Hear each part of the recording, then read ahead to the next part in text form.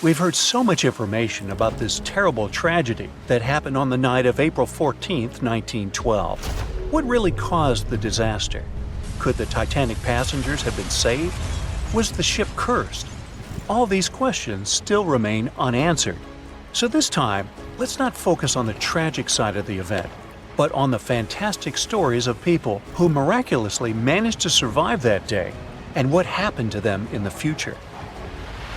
As you know, when Titanic crashed into the iceberg, the ship's crew first evacuated the women and children. But among the passengers, one woman remained on the sunken vessel and survived after it went underwater. Her name was Rhoda Abbott. She and her 2 sons lived in England and had been living there for 2 years before they decided to return home to Providence, Rhode Island. Rhoda bought 3 third-class tickets for the most modern and unsinkable ship of that time. The whole family slept in their cabin on that ominous night from April 14th to 15th. They didn't feel the jolt and got up only after the steward knocked on the door. He asked them to wear life jackets and go to the upper deck. Then, along with other third-class passengers, they waited in line to board the lifeboats. The crew members allowed only women and little kids to go further. Still, the brothers negotiated with the team and walked their mother to the lifeboat. All 3 went to the last lifeboat, but the crew asked the sons to leave since not all the women had been evacuated. Rhoda didn't want to leave her sons, so she decided to stay with them. She left the boat and hugged the boys. By this time, the ship was sinking into a stern-up position. The deck tilted. Rhoda tried to hold her sons but couldn't. She slapped off the deck and fell into the icy water. From there, she swam to the lifeboat that was washed away from the deck. Rhoda climbed aboard and watched the Titanic go under the water. Unfortunately, she was unable to save her 2 sons. Besides her, there were 13 people in the boat. But in the end, no one except Rhoda survived. A few hours later, the ship Carpathia arrived and found a nearly frozen Rhoda in the boat. The vessel arrived almost 3 days later in New York, where Rhoda was hospitalized, and she lay there for about 2 weeks. Swimming in cold water caused her asthma, which remained with her for life. Later, she admitted that she hadn't regretted that she had refused to evacuate with other women because she got a little extra time to spend with her sons that night. Another survivor of Titanic was Violet Jessup. She boarded the ship not as a passenger, but as a working staff. She was hired by the White Star Line, which was looking for people to serve wealthy clients on the new luxury liner. And on April 10th, after an interview, Violet boarded the Titanic.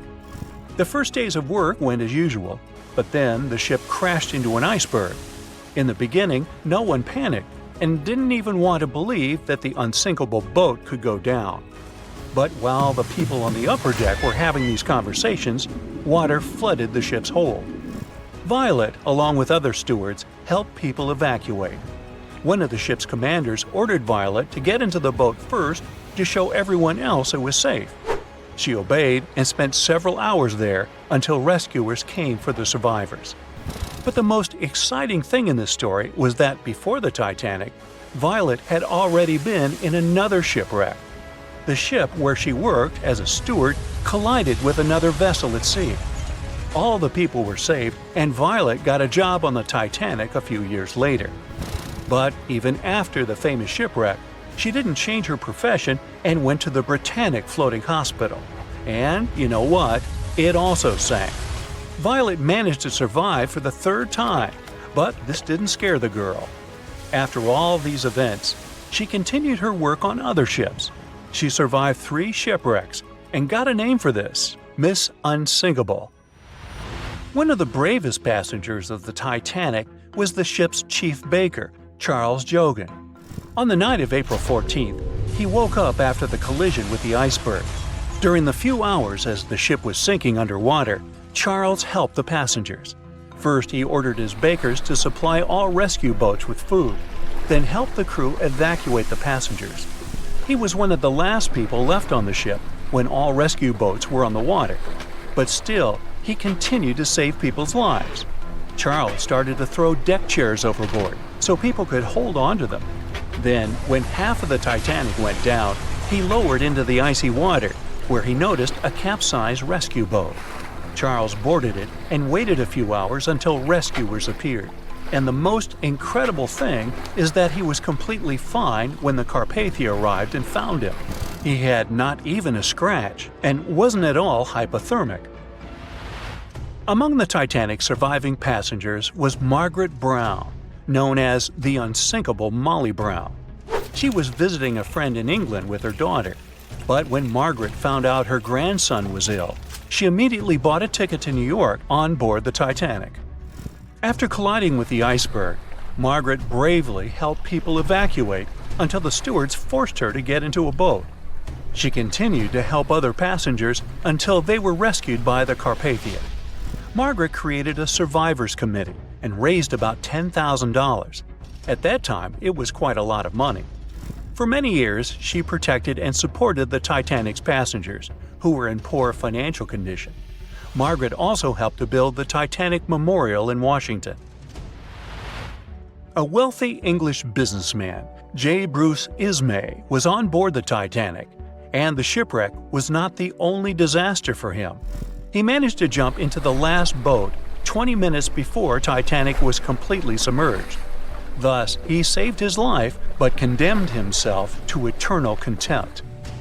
When he was on the mainland, the newspapers began to write about him as the main coward of the Titanic. Also, some articles accused him of sinking the ship. Ismay was a White Star Line company director that created the ship, and according to newspaper articles, the businessman asked the captain to sail faster. He wanted the ship to arrive in America ahead of schedule and receive good reviews in the press. As a result, the ship crashed into the iceberg at high speed and damaged the hull. Nobody proved the businessman's guilt. Almost all of the criticism of Bruce Ismay was concentrated in one newspaper. Its publisher had a fight with the businessman before the tragedy, so they decided to destroy his reputation. Britain organized an independent investigation, which concluded that Ismay did nothing wrong. Yeah, he jumped into the last boat, but only after all the women and children were evacuated. However, the investigation didn't help to clear his reputation. In England and America, many friends and colleagues turned away from him. For many years, Ismay compensated the families who lost someone on the Titanic. The most famous passengers of the Titanic were an orchestra of 8 musicians. In the beginning, there was no panic when the ship collided with the iceberg.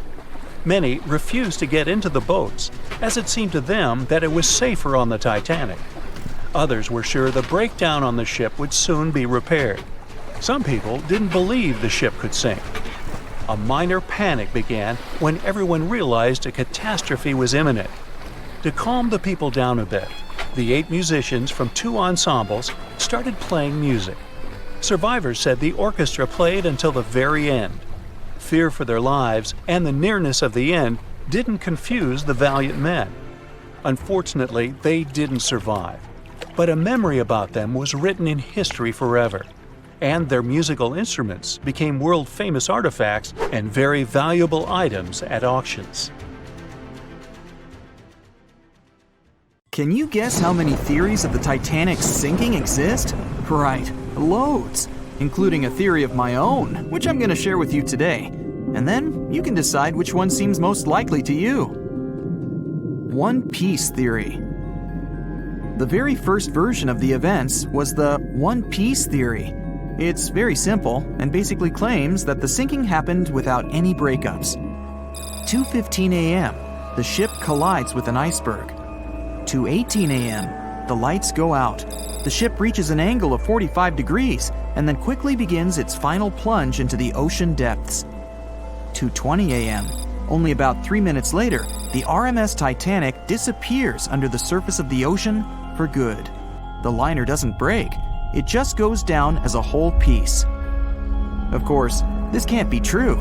In April 1912, the Titanic was not only the largest ship in the world, but also the largest ship ever built. It's hard to believe that such a heavy vessel could have gone down without breaking. That's just impossible. Well, I mean, you can't blame the theorists, before we found the wreckage, there were no other theories. Wait a minute, or were there? The day after the disaster, the survivors gave their interviews. They talked about what had happened, and some of them claimed that the ship had actually broken in two when it had been flooded. For example, Jack Thayer, a 17-year-old boy, outlined the sinking as he remembered it, and L.D. Skidmon drew a sketch based on his description. The picture clearly showed the ship breaking in half. But no one believed Jack or other witnesses. There was no evidence, so their claims were received with a grain of salt. But in 1985, things changed. First breakup theory. That's when Robert Ballard found the wreckage of the Titanic in the depths of the ocean. When people saw the wreckage, it became clear that Jack and the other survivors had been right. The Titanic did indeed break in two when it sank. So it's time for a new theory. 2:15 a.m. The keel breaks, the starboard list eases, and the hull continues to bow and crumble. 2:17 a.m. The galley sections break off. The towers immediately drop under their own weight. The lights go out. The stern is pulled into the air. The bow breaks off and starts sinking. The aft is barely hanging on to the starboard side of the stern section superstructure. The stern section slowly lists over to port as it begins sinking again. It rises up one last time and pivots in a semicircle as it sinks. It all sounds pretty convincing, right? But people began to find plot holes in this theory. For example, the Titanic couldn't have held together until it reached such a high angle. The breakup would have had to begin much earlier. This only meant there was still a vast field for research and speculations. So people started to come up with their own possible scenarios. How about we look first at the ones no one likes? V-brake and Aaron 1912 V-brake.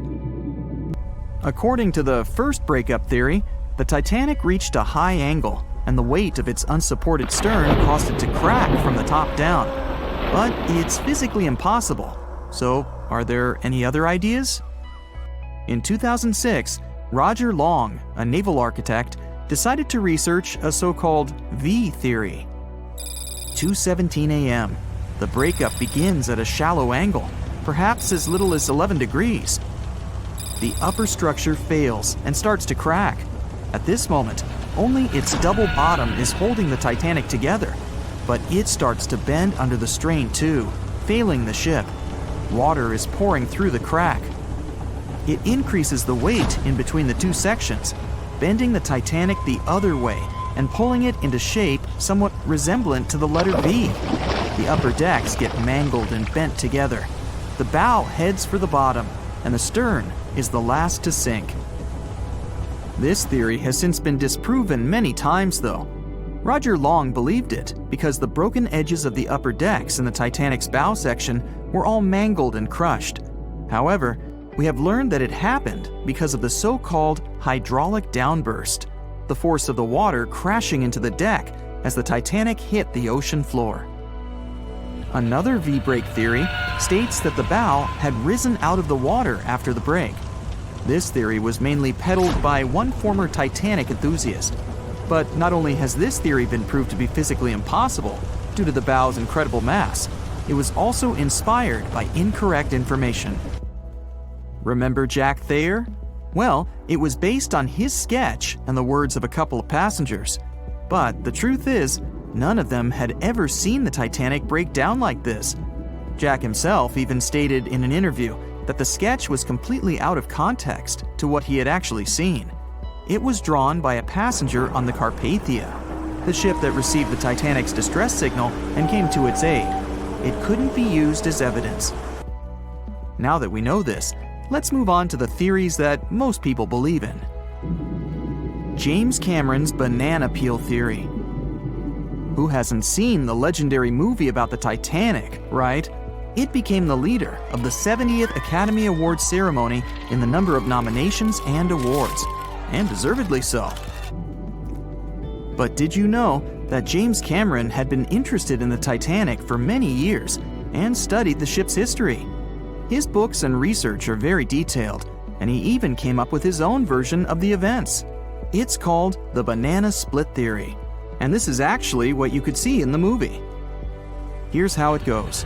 The Titanic reaches a 23-degree angle and fractures down to the keel.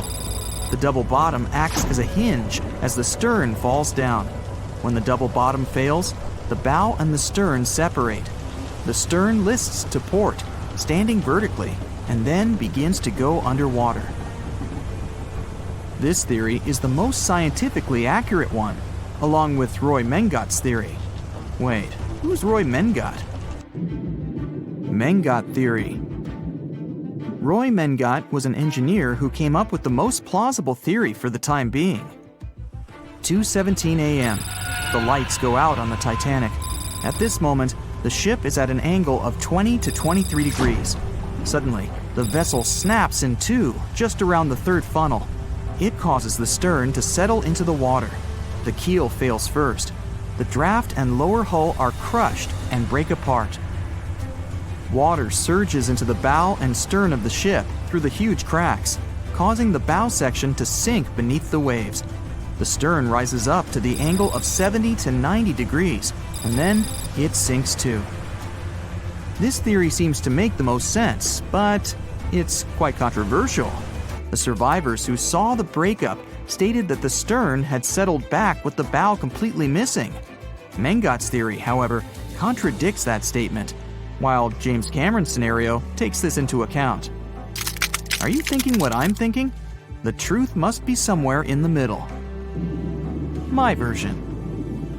Now, as promised, I'll provide you with my version of the events.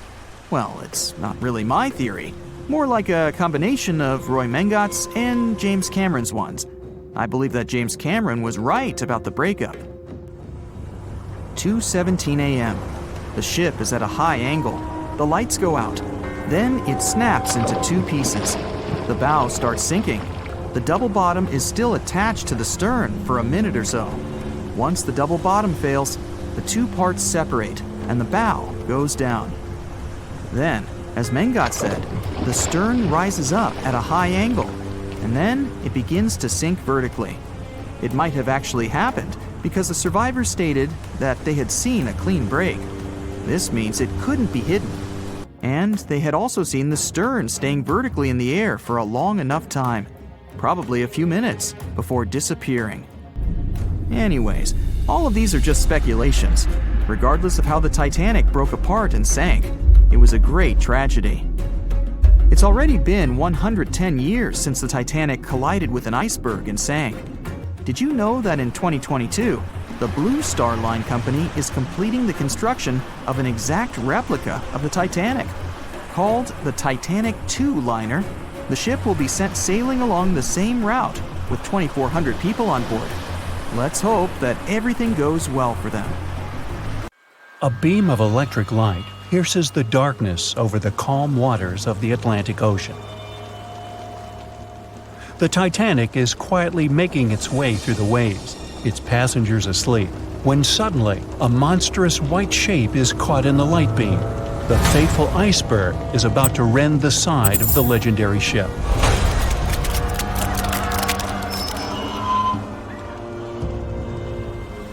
April 14, 1912, only 2 days before someone will take a photo of a giant iceberg with a pretty unusual elliptical shape. It turns out that this iceberg most likely formed out of snow that fell 100,000 years ago. Researchers used computer modeling to figure out its origin. They used data from 1912 and added some new information about winds and ocean currents. They concluded that the iceberg was probably a part of a small cluster of glaciers in southwest Greenland. These days, it's possible to calculate the routes of such icebergs in any given year in the past. So the infamous chunk of ice was on its way from Greenland to an area further south from Cornwall. If the ship had passed through that region only 2 days later, the iceberg would have moved far away from the point where they met. At first, the weight of the most well-known iceberg in the world was 75 million tons. With time, it started to slowly melt away. And when it sank the Titanic, its weight was only 1.5 million tons. By the time of the collision, it had probably been melting for months, but it was still a true monster. When the Titanic sank, the iceberg was 400 feet long, and more than 100 feet of its surface was above the water. Some people believe it was a supermoon that caused the Titanic to sink. That night, there was a rare lunar event. It hadn't happened for 1,400 years. In normal conditions, the iceberg wouldn't have traveled so far south without melting and losing the largest part of its mass. But the supermoon could have been the reason for an unusually high tide that pulled the iceberg away from the glacier way faster than usual. There's a specific type of bacteria that slowly consumes the remains of the Titanic. Salt corrosion, ocean currents, freezing temperatures, plus this rust-eating microorganism might consume the entire wreckage. American actress Dorothy Gibson was aboard the Titanic. She survived, and when she arrived in New York, she started filming a movie called Saved from the Titanic almost right away. The movie was released only a month after the Titanic sank, and in the movie, she even wore the same shoes and clothes she had during the actual disaster. The movie was a big success at that time, but the only known copy was destroyed in a fire. 14 years before the Titanic sank, a novella called Futility had been published, and it seemed to have predicted the whole event. The plot centered around a fictional ship called the Titan that sank during its voyage. The Titan was almost the same size as Titanic, and they both went to the bottom in April. The reason was hitting an iceberg, too.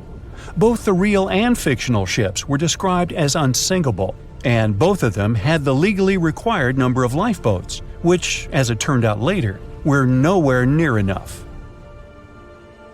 We've seen it in the movie, but there were some real-life love stories happening on the Titanic, too. 13 couples even took a trip on the Titanic as part of their honeymoon. One of the couples owned Macy's department store in New York. Once it became clear the Titanic was rapidly sinking, the woman refused to go into a lifeboat without her husband. But he didn't want to join her while there were still women and children who he thought had to go first. Then his wife gave her coat to her maid. She insisted that the maid should get into the lifeboat, and she wanted her to be warm. As for the woman herself, she decided to stay with her husband till the end. Some people believe Titanic sank because of a mummy, not an iceberg. It all started around 1000 BCE with a mysterious woman who lived in Egypt, in the City of Thieves. People knew little about her, but they called her a priestess. Her mummy was put in a wooden sarcophagus and covered with a large lid with the image of her face and some mystical inscriptions. This place had been hidden until the first half of the 19th century, when a group of locals accidentally came across it. They disturbed her peace. No one knows how, but the mummy disappeared that day without a trace. A couple of decades later, a group of rich friends from England traveled to Egypt and found the empty mummy casket with the image of the priestess, whose dark eyes seemed to be looking into the void. They decided to buy it, but the buyer disappeared the same night before he even got the case. All members of the group had some accidents. The casket changed its location a couple of times until it, as some believe, ended up on the Titanic. It took more than 70 years for a robot submarine to find the ruins of this legendary ship. The wreck lies nearly 13,000 feet under the surface of the Atlantic Ocean, split into two halves. Why did the liner break apart?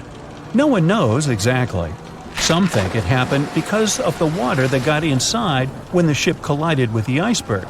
The pressure was so powerful it separated two parts of the vessel, starting with the ship's bottom structure. Others say it was because of the hull rivets. They had a high concentration of slag or smelting residue, and that's something that can cause the metal to split apart. The ship generally had many flaws, starting with the design. The watertight bulkheads weren't completely sealed on top. This allowed the water to flow between the compartments and, in the end, sink the vessel. The iron of the ship's rivets and steel of the hull ended up ruined because of high sulfur content, cold temperatures, and high speeds. The steel shattered and the rivets popped out quite easily. Because of this, Titanic sank 24 times faster than it would have otherwise. If the ship had hit the iceberg head-on instead of ramming it with its side, it would have probably stayed afloat. How come the crew members didn't have binoculars? It would have surely helped them spot the iceberg on time and maybe even avoid the disaster. But the binoculars on the Titanic were locked in a storage cabinet. Only one crew member had the key, and he had been transferred off the ship right before it set sail. He later said he hadn't remembered to hand over the key. But even without the binoculars, the ship might have had some time to change course and avoid the collision if the crew had gotten some warning. But that's the thing, someone did warn them. About an hour before the incident, a ship that was relatively close to Titanic, the SS Californian, sent a message to inform them it had stopped because of dense ice field. But the warning never got to the Titanic's captain. Some experts say it was because the radio operator didn't think it was that urgent. And later, the SS Californian said they didn't get a call for help from the Titanic because their radio operator was off duty. Some say the crew on the Titanic couldn't spot the iceberg on time because of an optical illusion. Atmospheric conditions that night probably caused super refraction, which could have camouflaged the berg. After all, no one actually saw the iceberg until it was too close to the ship to somehow avoid the crash. Not even a whole minute passed between the moment they saw the iceberg and the collision. It was only 37 seconds, and it took Titanic 2 hours and 40 minutes to disappear below the ocean's waves.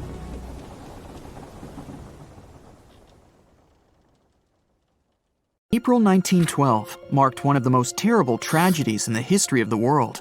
The most unsinkable vessel, the pinnacle of engineering at that time, the huge Titanic, sank. On that dark, moonless night, the ship had many chances to save its passengers. There was another ship just a few miles away that could have saved the Titanic, but it didn't. It wasn't a phantom ship, and it's not some legend or a theory. This is a documented reality. There are records and witnesses' statements confirming this. But why didn't this ship help? Let's find out what happened that night by looking at these events from 3 different points of view. Let's start with the Titanic version. 11:30 p.m. The moon hides behind black clouds. Visibility is bad. Everything is calm on the Titanic. Under the captain's guidance, the communications operator stays in touch with the mainland through the radio. At this moment, some stranger breaks into the frequency, interrupting the operator's communication. It's unclear what this strange man wants and what he's talking about. The operator doesn't try to figure it out. He shouts at the guy, demanding him to disconnect. The connection is interrupted. At 11:40 p.m., the Titanic crashes into an iceberg. The ice breaks the hull. Water begins to flood the lower decks. Nobody is panicking yet. 20 minutes later, at midnight, the ship's crew sends a distress signal through the radio frequency. Few people understand how bad the situation really is. After 20 minutes, at 12:20 a.m., they start lowering lifeboats with passengers. At 12:25 a.m., they receive a response to the distress signal. This is RMS Carpathia. Their captain reports they're already sailing at maximum speed towards the Titanic. But the problem is that the crash site is 58 miles away. This means Carpathia will only be here in 4 hours. At 12:45 a.m., the sinking ship's crew release rockets into the air. These flares are one of the main reasons for the terrible fate of many passengers, but more on that later. 90 minutes later, the Titanic's deck breaks and the ship dives underwater. At 4:10 a.m., the Carpathia finally arrives at the shipwreck location. The crew members make heroic efforts to save all the people. They take 705 survivors on board. At this moment, another ship appears. It's SS Californian. The Carpathia sails towards the New York coast with all the people. The Californian floats in search of passengers and finds nothing but wreckage. The ship was only a few miles away while the Titanic sank into the icy water. The Californian could have saved these people, but did nothing. Its captain, Stanley Lord, made one of the most terrible acts that a sailor can allow. He didn't help a sinking ship. When the world found out about all this, they detested Captain Lord. They couldn't bring charges against him, and the trial didn't punish him. But his career was ruined entirely, as no other ship company would hire him. Despite this, he never confessed he had been guilty. Before he passed away, the captain said it hadn't been his fault. If this was true, then what happened there? This brings us to the Californian version. It's the night of April 14th. The Californian is sailing in the cold waters of the North Atlantic. The ship gets into a section with a lot of icebergs. At 10:10 p.m., Captain Lord stops the ship. It's too dangerous to move around this area, as they can damage the hull. At 11 p.m., the ship starts drifting. It's impossible to move in such conditions with such poor visibility. The captain knows that the Titanic is coming here, so he orders the radio operator to warn the ship about the danger. Radio operator Evans turns on the receiver and tries to contact the Titanic. He spends about 30 minutes on it. The connection is finally established. At this moment, the Titanic radio operator is speaking with the mainland. Evans interrupts this conversation and tries to warn the ship about icebergs. The operator doesn't understand Evans' words. He's annoyed because Evans broke into the channel so brazenly. He shouts at Evans and cuts the connection. Tired, Evans turns off the receiver and informs his superiors about the incident. It's still a mystery how the captain reacted to this news. He probably thought the Titanic knew about the danger. He lets Evans go to bed. If Evans hadn't turned off the radio and waited 1 hour, he would have heard a distress signal from the Titanic. But you shouldn't blame him. At this point, he has no official reason to stay at the transmitter. Evans is too exhausted and can't fight drowsiness. So, Evans goes to bed. The Titanic begins to sink. Its captain sends a distress signal. The operator on board the Carpathia catches it, but the Californian doesn't, since the receiver is turned off. Captain Lord can't sleep. He feels that something is wrong.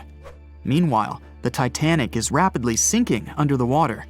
The captain gives the order to launch rockets into the air. And here is where one of the critical mistakes takes place. They release warning lights, but they are not red.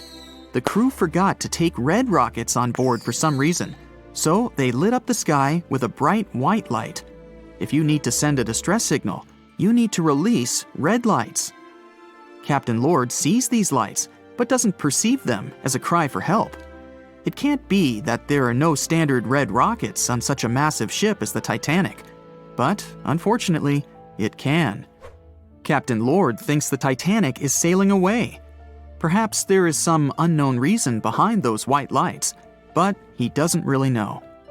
So, Captain Lord has no idea that the Titanic is sinking. He still decides to contact the ship, but this time, not through radio communication. Captain Lord doesn't wake up the radio operator and sends a signal to the Titanic through a signal lamp. It's important to understand that many old-school captains didn't take radio communication seriously. They didn't understand the value of this technology. That's why Captain Lord doesn't wake up Evans. He sends light signals, but the Titanic doesn't respond. Many survivors later mentioned seeing the flashing lights of the Californian, but there was nothing they could have done. The ship's crew doesn't hear their cries for help. At 2:20 a.m., the Titanic completely goes underwater. A little more than 2 hours later, radio operator Evans wakes up and turns the transmitter on. He hears many rescuers talking about the sunken ship. Evans understands everything. He reports this to the captain. At that moment, the Californian immediately heads to the wreck site. They meet Carpathia there. With the survivors on board, it sails towards New York. The Californian stays sailing and looking for people. They find nothing but wreckage. The Californian returns to the mainland. The news about the ship that could have saved the Titanic is spreading all over the country. The trial begins. Captain Stanley Lord and the crew tell their version. They say their ship had been standing still. Many people don't believe them, and some of the surviving passengers claim to have seen the Californian sailing by. Still, the judge declares them innocent. 1962.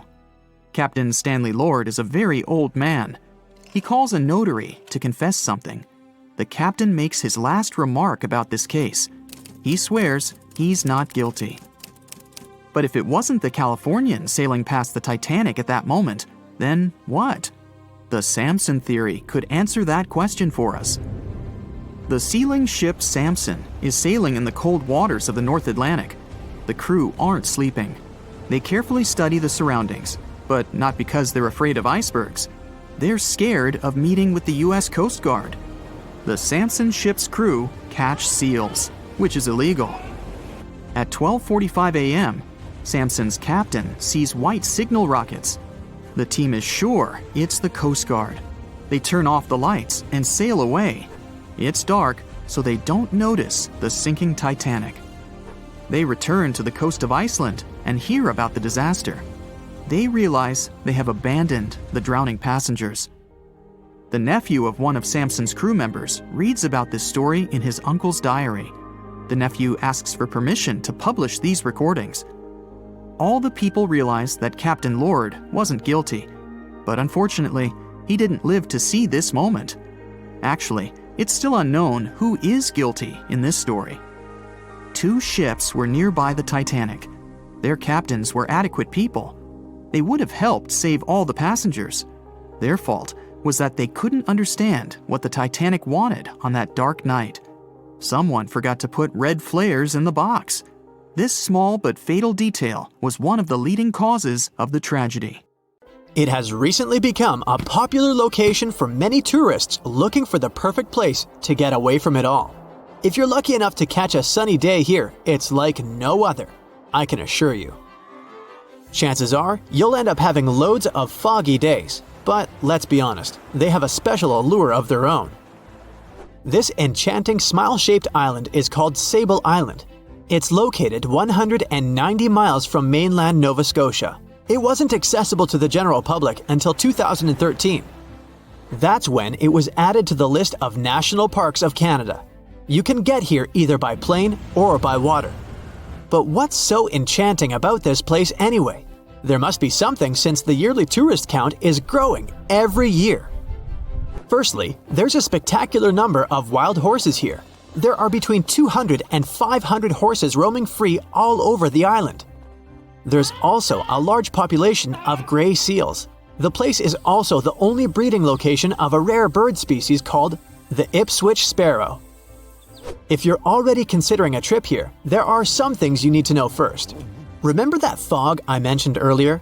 Well, it turns out that Sable Island is the foggiest place in the Canadian Maritimes.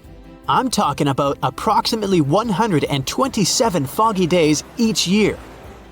During such days, Sable Island literally disappears underneath a thick layer of fog.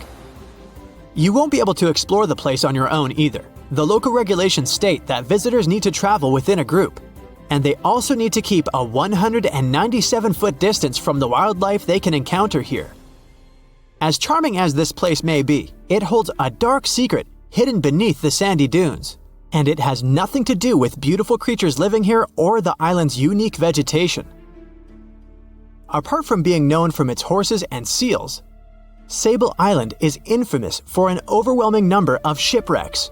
Over the years, about 350 ships have ended their lives here, on these sandbars. When survivors described their experiences, they usually mentioned harsh weather conditions near this mysterious island. The island also made its way into literature when it was described in a book called The Perfect Storm, which was written by Sebastian Junger and published in 1997. The book was so successful that it was later adapted for the big screen in 2000, with George Clooney playing the leading role. The first recorded shipwreck near Sable Island dates back to 1583. The boat was named the HMS Delight and was under the command of British adventurer and explorer Sir Humphrey Gilbert. Only 17 people managed to survive the catastrophe by escaping in a small boat. Records mention that they spent 7 days at sea before reaching the shores of Newfoundland. In 1884, another vessel named the Nicosia struggled in the thick fog as well. The ship was completely destroyed, but fortunately, all 18 crew members managed to survive. The captain's son was almost lost at sea when a lifeboat capsized when he was climbing into it. He somehow managed to stay underneath the lifeboat, which was completely submerged. When this lifeboat righted, he eventually emerged from the water and was rescued for the second time. The years between 1947 and 1999 were relatively quiet on the island. In 1999, though, a yacht called the Merrimack ran aground near the shore of the island at about 2 a.m. on July 27th. The 40-foot fiberglass boat had a crew of only 3 people. Natural gas exploration workers, who were luckily not far away, rescued them. The crew managed to fly safely to Halifax the next day. The owner of the Merrimack tried to recover his boat by hiring local fishermen. Unfortunately, this operation was unsuccessful, since only the fittings of the yacht were eventually saved. It took no more than 6 weeks for the sand and waves to crush and completely break up the hull of the Merrimack. So what is it about this place that's so dangerous for boats? Does it have anything to do with the weather? Or maybe there's other forces at play? The explanation turns out to be a bit more complex, and it wasn't easy to figure out, at least not way back in the 1500s. First of all, the island is located close to one of the world's richest fishing grounds. Since it's also near one of the major shipping routes between Europe and North America, hundreds of vessels sail past it each year. The likelihood of shipwreck increases when there are so many boats roaming around the area. Sable Island is also in the way of most of the storms that move up the Atlantic coast of North America. It's no surprise that boats often get hurtled straight onto the shores of this island. The weather has a lot to do with it too. During the summer season, the warm air from the Gulf Stream creates a dense fog as it merges with the cool air by the Labrador Current that passes by the island. Other currents don't help the matter. Sable Island is next to the meeting point of 3 major ocean currents: the Gulf Stream, the Labrador Current, and the Belle Isle Current. Since the 1950s, radars and other modern navigation tools have been used on commercial vessels as well. Up until then, the sextant was the main instrument used to figure out a ship's location. It doesn't mean that sextants weren't accurate, but this instrument couldn't work properly without a clear view of the sun or stars, which means it didn't help much in dense fog, such as the one surrounding Sable Island, or when it was cloudy. Often during bad weather, the captain of a ship navigated, relying on their experiences and intuition based on the ship's speed and direction. That's why most of the survivors in shipwrecks near Sable Island said that the captain had simply miscalculated the ship's position, crashing into Sable Island by accident. This dusty, sandy land is as unfriendly to ships as it is to trees. There's reportedly a single tree on the whole island, and it looks a lot more like a bush. It's actually a pine tree. And since the famous island horses don't see it as much of a food source, it somehow managed to survive. Reports say that the tree was planted back in the 1950s. Local authorities were trying to grow a forest on the island to make it a bit more welcoming. They've planted tens of thousands of trees over the years, more than 69,000 evergreens, 600 fruit trees, and about 55 pounds of pine seeds, along with other plants which could survive the conditions on the island. But they were no match for the extreme weather and sandy soil. Out of all those plants, just one pine tree is still alive. Thanks to its resistance, it has even become a symbol of Sable Island. Interestingly, for around 40 years, the island also had just one inhabitant. Can you imagine that? One person living on a remote island for so many decades? It's the story of a woman called Zoe Lucas. She chose to surround herself with the only residents on the island: the horses, the gray seals, and the many species of birds. An esteemed naturalist, she mentioned in an interview she gave back in 2017 that she was used to living on the island and that she never got lonely. To survive here, she had to put together an essentials kit. It included a notebook to take notes and a pair of binoculars to study the wildlife. You can safely assume she wasn't scared of the intimidating surroundings, since she decided to eventually call this place home. At first, Zoe wanted to set up camp on one end of the island, near some abandoned buildings. But eventually, she settled in a wooden house near a bunch of sand dunes. a Canadian institution called the Meteorological Service of Canada put together the simple construction back in the 1940s. Parks Canada operates the building these days. Zoe's work included gathering as much data on the local horse population as possible. It could help scientists better understand how they managed to adapt to the unfriendly environment. She also helped gather the debris that made it to the shore to help track pollution levels. Among all the rubbish that she collected, there was a refrigerator and a crate full of fresh peppers. Some other specialists eventually started working rotating shifts on Sable Island to offer the brave woman a little bit of company now and then. We know Titanic from so many stories, even a movie, but now we have its first full-sized digital scan. And nope, it's not like those models from before, where we mostly imagined what the ship was supposed to be like. This time we got a real digital scan. A team of experts really mapped the deep-sea floor around the Titanic together with the ship itself. We basically got a 3D view of the entire wreck, which is like going deep down beneath the ocean's surface and seeing Titanic as if all the water has been drained away. So, the story of the wreck started in 1985, 73 years after the Titanic went down. The explorer named Robert Ballard stumbled upon it somewhere between two submarines that also went down in that area. He was actually on a different task back then, so he didn't even have time to explore the ship properly. But as he was searching for the submarines, he realized how ocean currents affect sinking debris. He noticed the heaviest object sank quickly and left a trail of debris behind, the trail that followed the currents. Using this knowledge, Ballard made a hypothesis the Titanic had broken in two and left a debris trail as it sank. Before he found the wreck, everyone thought the ship just went down in one piece after hitting an iceberg. So everyone knew where the ship was so the adventure could start, or not. It was hard to explore it. The ship is enormous, and the dark depths of the ocean make it really difficult to capture its whole body in one go. So we mostly relied on glimpses of the decaying ship, and had to settle with teasing scattered parts of the whole picture and filling it up with speculations and stories. But in the summer of 2022, we finally got something different. A team of experts from Magellan Loaded, a company specializing in mapping the deep sea, teamed up with Atlantic Productions, who were making a documentary about the project. They embarked on a mission to capture the complete view of the Titanic. They used submersibles. Those are vehicles that go underwater, remotely controlled by a team of skilled explorers. These submersibles dove deep into the ocean. It wasn't an easy job. They spent over 200 hours collecting information about the entire length and breadth of the wreck. It was like a real-life treasure hunt. But instead of finding gold and jewels, they took something even more precious. Over 700,000 images of the Titanic from every angle possible. Yup, they took photos of every tiny part of the ship, even the not-so-interesting bits most of us would usually skip. Even mapping the muddy parts was an important part, because it helped fill in the gaps between the more exciting things they discovered. And this was a way for all of us to finally get a detailed 3D reconstruction. Even though it's been more than 100 years, you can still recognize the bow of the Titanic, covered in rust that hangs down like stalactites.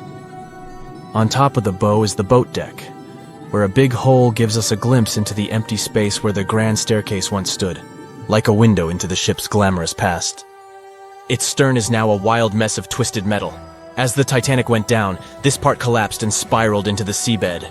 The bow and the stern ended up separated by about 2,600 feet. There's a vast field of debris surrounding this giant, stuck on the seafloor. This debris is like a scattered treasure trove, full of intricate metalwork from the ship, statues, and even unopened champagne bottles. There are also personal belongings that went down together with the ship, like dozens of shoes resting across the seafloor. It was a tough task to do, go down and take all those pictures. It may not sound that hard at first, considering it was the vehicle that really immersed itself into such deep parts of the ocean, not the people. But studying the ocean is hard. We haven't explored, mapped, or even seen over 80% of it. The conditions are harsh, and the pressure becomes more intense the deeper you go. And their vehicle had to dive down to nearly 13,120 feet below the surface. That's like 12 Eiffel Towers stacked on top of each other. Plus, you have strong currents in that area, so it was probably like trying to navigate through a watery maze. And submersibles weren't supposed to touch anything. Even the slightest wrong step can damage the wreck that was already so fragile. It seems like the Titanic is frozen in time, so it will always be there waiting for us. But in reality, it's slowly disappearing. It's pretty obvious that the ocean water ruined it considering how long it has been down there. But it's not just that. The wreck itself has become a home for a specific type of bacteria Halomonas titanicae that even got named after the famous ship. These bacteria have a special ability. They can survive inside rusty formations known as rusticles. They kind of look like icicles, those spikes of ice that form when water falls from something and freezes. These bacteria have a taste for iron, which is abundant in the ship's hull. For them, it's like a real buffet down there. And as time goes by, these bacteria will keep eating away at the iron in the ship, bit by bit, until one day the feast comes to an end and the whole ship is gone. It's like a slow but steady recycling process. So this 3D model we got because of the hardworking team and technology comes at the best time because we never know how much time we have left with exploring the famous wreck. This time we might even understand the collision with the iceberg better. You know how movies always show the Titanic hitting the iceberg on its right side? Well, we can't even be certain about that. The scans could help us figure out if the ship actually grounded on the iceberg, like getting stuck on it. We can study the stern and analyze how the Titanic struck the seafloor. That will also help us understand what really happened during the sinking. Maybe we'll get a chance to discover if there was really a strong fire that sealed the fate of the Titanic. One theory says that the coal fire had been raging for a whole 3 weeks before the ship even took its first and last trip. And this could have made its hull weaker, which means most of the work was done. The iceberg just delivered the final blow, if there even was an iceberg, as some people wonder.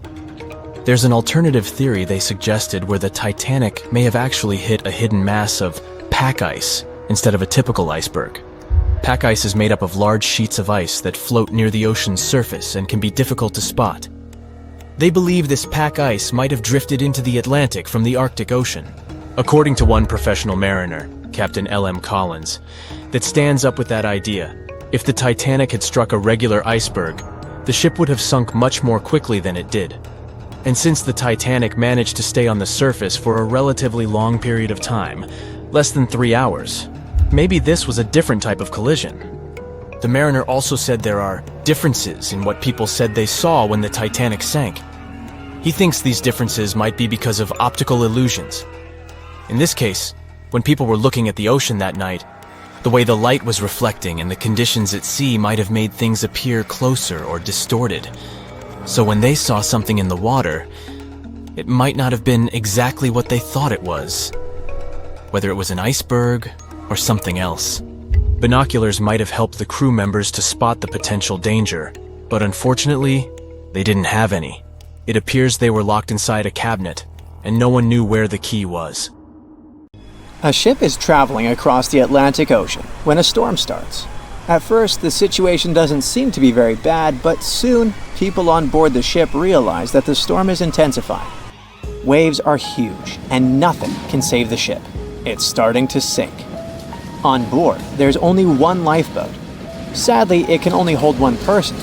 The captain is in a terrible situation. He needs to decide which passenger can be given a chance to survive. Besides the captain, there are 8 people on board.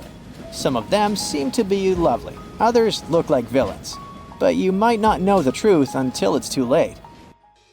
The first passenger is Alex, a 28-year-old talented artist. He's just had his first international exhibition and is boasting about that left and right. He claims to dream of inspiring the world with his art, but did I mention it's his shy twin brother who painted those masterpieces? And Alex just steals his shine? Next is 23-year-old Maria, who's 8 months pregnant. She's quite spoiled, often behaves unreasonably, and treats the staff on board badly. She's traveling home to her husband, but little does he know that the kid is not his, but his best friend's. And she's been cheating on him since forever. Though we can't let this innocent soul perish, can we? Despite his untidy appearance, this 65-year-old scientist, Professor Marcus, is a leading researcher in the field of gene therapy. He's working on a breakthrough that could save millions of lives, but there are skeletons in his closet too. It's been 15 years since anyone saw his wife, Judith. Does Marcus's scientific progress have something to do with the mysterious disappearance of his wife? Dr. Anna is 34 years old. She's a surgeon who's saved hundreds of lives during natural disasters. She succeeded as a doctor, but failed as a parent. Her 3 daughters live with their dad and don't want to hear anything about their mother. 78-year-old Teresa is a widow whose family gave up on her because of her bad temper. She's traveling for the last time in her life to visit her late husband's grave. A little boy, Mark, is just 7 years old, but his unruly character has caused a lot of arguments between the other passengers. He's traveling alone since his parents are supposed to meet him on the shore. This brat's parents are too busy working, so he gets more and more uncontrollable. Who knows what he'll be capable of doing in 10 years or so?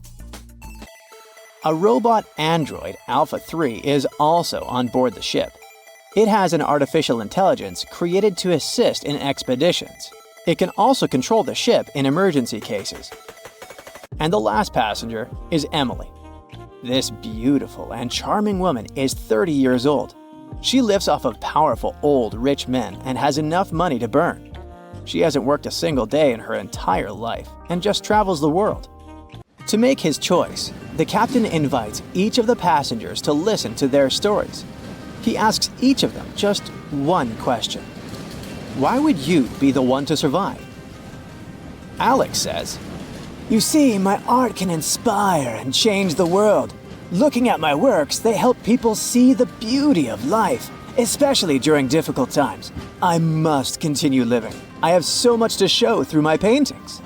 Maria answers, "Can't you see that a new life is growing inside my body? It's me and my unborn kid who must survive. We risk losing a talented doctor or an artist in the future. It's not just my life we're talking about." Professor Marcus says, "My work is not finished yet. It might save thousands of lives. I'm close to a breakthrough and I need to live to make it." Dr. Anna says, "My hands save lives. I have proven many times that I can do the impossible in extreme conditions. The world can't lose my skills and knowledge." The elderly woman begs, "Please, you must understand me. I might have lived a long life, but I want to see my husband's grave." Mark says, "I'm still a kid. My parents are waiting for me at home. I want to hug my mom and dad." Alpha 3 states that it was created to serve and help people. Its ability to analyze situations and make rational decisions in a crisis can be used to prevent future disasters. Emily admits, "Look at me. Doesn't every person have their unique value? I'm young and beautiful, and I have a lot of potential. Surely you see it." the captain is desperate. How can he, a mere mortal, decide who should live and who he should take this chance away from? After pacing his cabin and hitting the walls with his fists, he decides to estimate passengers' value and see how useful they are. Alex, as a talented artist, can influence society through his art, providing inspiration for thousands of people who will see his masterpieces. But no one knows where his ego can bring him. Plus, remember who the real artist is. Saving Maria means saving her unborn child. But however cynical it may sound, the contribution of these two lives to the future of society is assumed, but not guaranteed. What if that child grows up to become a criminal? Professor Marcus can indeed provide significant benefits to society through his scientific research, but he isn't young. What if he doesn't live long enough to finish his work? Dr. Anna is a surgeon. She's already saved a lot of lives and will definitely continue to do so in the future. Her ability to provide immediate medical assistance in critical situations makes her one of the most valuable candidates for survival, since she can directly and regularly save lives. At the same time, she is a terrible mother, and it'll definitely influence the lives of her daughters. Teresa is living history and experience, but unfortunately, her ability to continue contributing to society is limited. In simple words, she's old, and we don't know how much time she has left. Mark is in a similar situation. He has the potential for a long and productive life, but his immediate contribution to society is limited. His survival is based on the potential for future contribution, which is difficult to estimate at the moment. Alpha 3 can provide valuable technical assistance and functional support, but as a robot, it does not add to human well-being directly. As for Emily, despite her beauty, her achievements are minimal. On the other hand, she's only dating wealthy and influential people, and thus has a lot of influence on society of her own. Now, from the perspective of how much profit each of the passengers can bring, saving Dr. Anna seems to be one of the most logical choices. Her knowledge and skills can save many lives in the future, which means the greatest good for the greatest number. But let's have a look at the captain's choice. In the end, after listening to all the passengers and pressed for time, the man decides to save Emily. Can you figure out why he's made such an unexpected choice? Write your answer in the comments below. You can also pause the video to think it over. Okay, I suppose you're ready for the answer to be revealed. You see, even though each passenger presented very compelling arguments for why they should be saved, the captain was particularly moved by Emily's charm and attractiveness. And even though there were more logical candidates in terms of utilitarianism and humanism, the captain succumbed to his personal feelings and preferences, which influenced his decision. This riddle illustrates that in real life, people often make choices based on their sympathies and preferences rather than logic or public benefit. This is because emotions and personal relationships can have a strong influence on our perception of situations and decision-making. Here's a real-life example. HR managers tend to choose candidates they like or share common interests with, and it doesn't matter that other candidates might have more suitable skills or experience. This phenomenon is known as the similarity effect. Now, I've got an important question for you. Which passenger would you save? Share your choice in the comments. But I'd like to remind you that there is no correct answer. Over a century ago, the Titanic struck an iceberg and sank to the bottom of the Atlantic Ocean. Of the 2,240 people on board, only around 700 survived. Since then, the tragedy has been the subject of endless movies, documentaries, and books. And though we've learned a lot about the ship and many of the people on board, we hardly know anything about the iceberg responsible for the catastrophe, especially anything concerning its size. But maybe we can find some clues. The Titanic was constructed by the White Star Line as part of its new fleet of passenger liners. At the time, it was the largest ship ever built, and it lived up to its name. The ship was 883 feet long, equal to 2.5 soccer fields placed end to end, and 175 feet tall, which is close to 10 giraffes standing on top of one another. From the waterline to the deck alone, the boat was 60 feet high. That's close to the height of a 4-story building.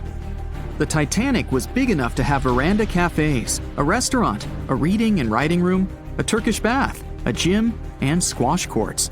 There was even space for a swimming pool. The liner could carry a total of 3,300 people, including 2,435 passengers and 900 crew members. Although luxury was important, safety was paramount. The Titanic had been designed to have 16 watertight compartments below its deck. If the ship's hull was somehow compromised in an accident, up to 4 of these compartments could take on the water, while the remaining 12 would keep the ship afloat.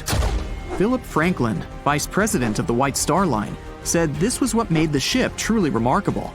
It's believed that the man said, "There is no danger the Titanic will sink. The boat is unsinkable, and nothing but inconvenience will be suffered by the passengers." He was so very wrong. The ship left England for its first and last voyage on April 10, 1912. And all it took was a single iceberg to bring that mighty vessel down. Icebergs are fascinating. They are formed during a process called calving, when large chunks of freshwater ice break free from glaciers and float away into open water. They eventually melt away and disappear. In the northern hemisphere, the majority of these icebergs come from Greenland. In the south, they come from Antarctica. What you see on top of the water is only a small portion of an iceberg. This is just the tip. Most of it, up to 90%, is hidden under the water. Only when you examine pictures of the entire thing can you truly appreciate how massive icebergs are. It's the part of the iceberg you can't see that is often the most dangerous. Beneath the waves, it can have jagged edges in random places. A ship can easily get too close without realizing it, resulting in serious damage to the bottom of the boat. And it's not just big icebergs you have to watch out for. Smaller ones, which are more difficult to spot, can prove to be just as dangerous. A growler, for example, is under 7 feet long, with just a bit more than 3 feet showing above the water. And a slightly larger bergy bit is less than 15 feet in size. The dangers of icebergs were well known when the Titanic set sail. In 1901, the Islander was traveling through the inside passage to Alaska. It collided with an iceberg and sank immediately. Luckily, 138 of the 178 people on board made it to safety. Back then, there wasn't any special equipment for detecting icebergs. The best tool was your eyes. From a special vantage point above the ship called the crow's nest, 2 members of the crew had to stare out over the ocean and watch for potential hazards. The crow's nest was located at the front of the ship, 49 feet above the deck. It was attached to the mast. From this height, a person had a good view of the ocean. If they saw anything suspicious, they could ring a large bell to sound the alarm. After that, they could call from a special telephone to warn the captain of any danger. But imagine what a horrible job this would have been, especially on the night the Titanic sank. The crow's nest wasn't a warm and cozy room surrounded by windows. Instead, it was a large open tub exposed to the elements. On April 14, 1912, the air temperature was around 39 degrees Fahrenheit, which is close to freezing.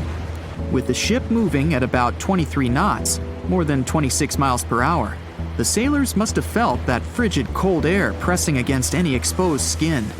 The only good thing about the job was that the shift only lasted 2 hours.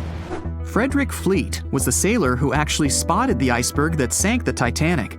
He was up in the crow's nest, working with Reginald Lee at the time. Fleet kept track of the left side of the ship, while Lee scanned the right. It was 10 p.m. when the 2 men started their shift. They had already been warned about the possibility of ice. But when you're cold and it's dark, it might feel like an impossible task. Even worse, the 2 men didn't even have binoculars to make the job any easier.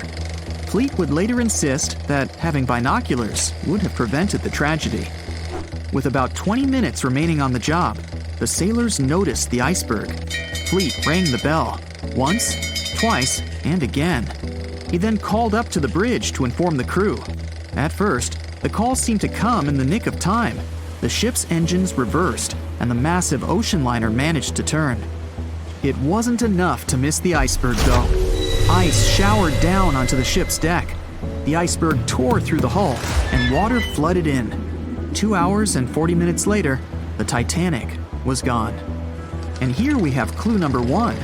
The iceberg was big enough to be spotted with the unaided eye in the dark of the night without any binoculars. It was also tall enough for bits of ice to fall down onto the ship's deck.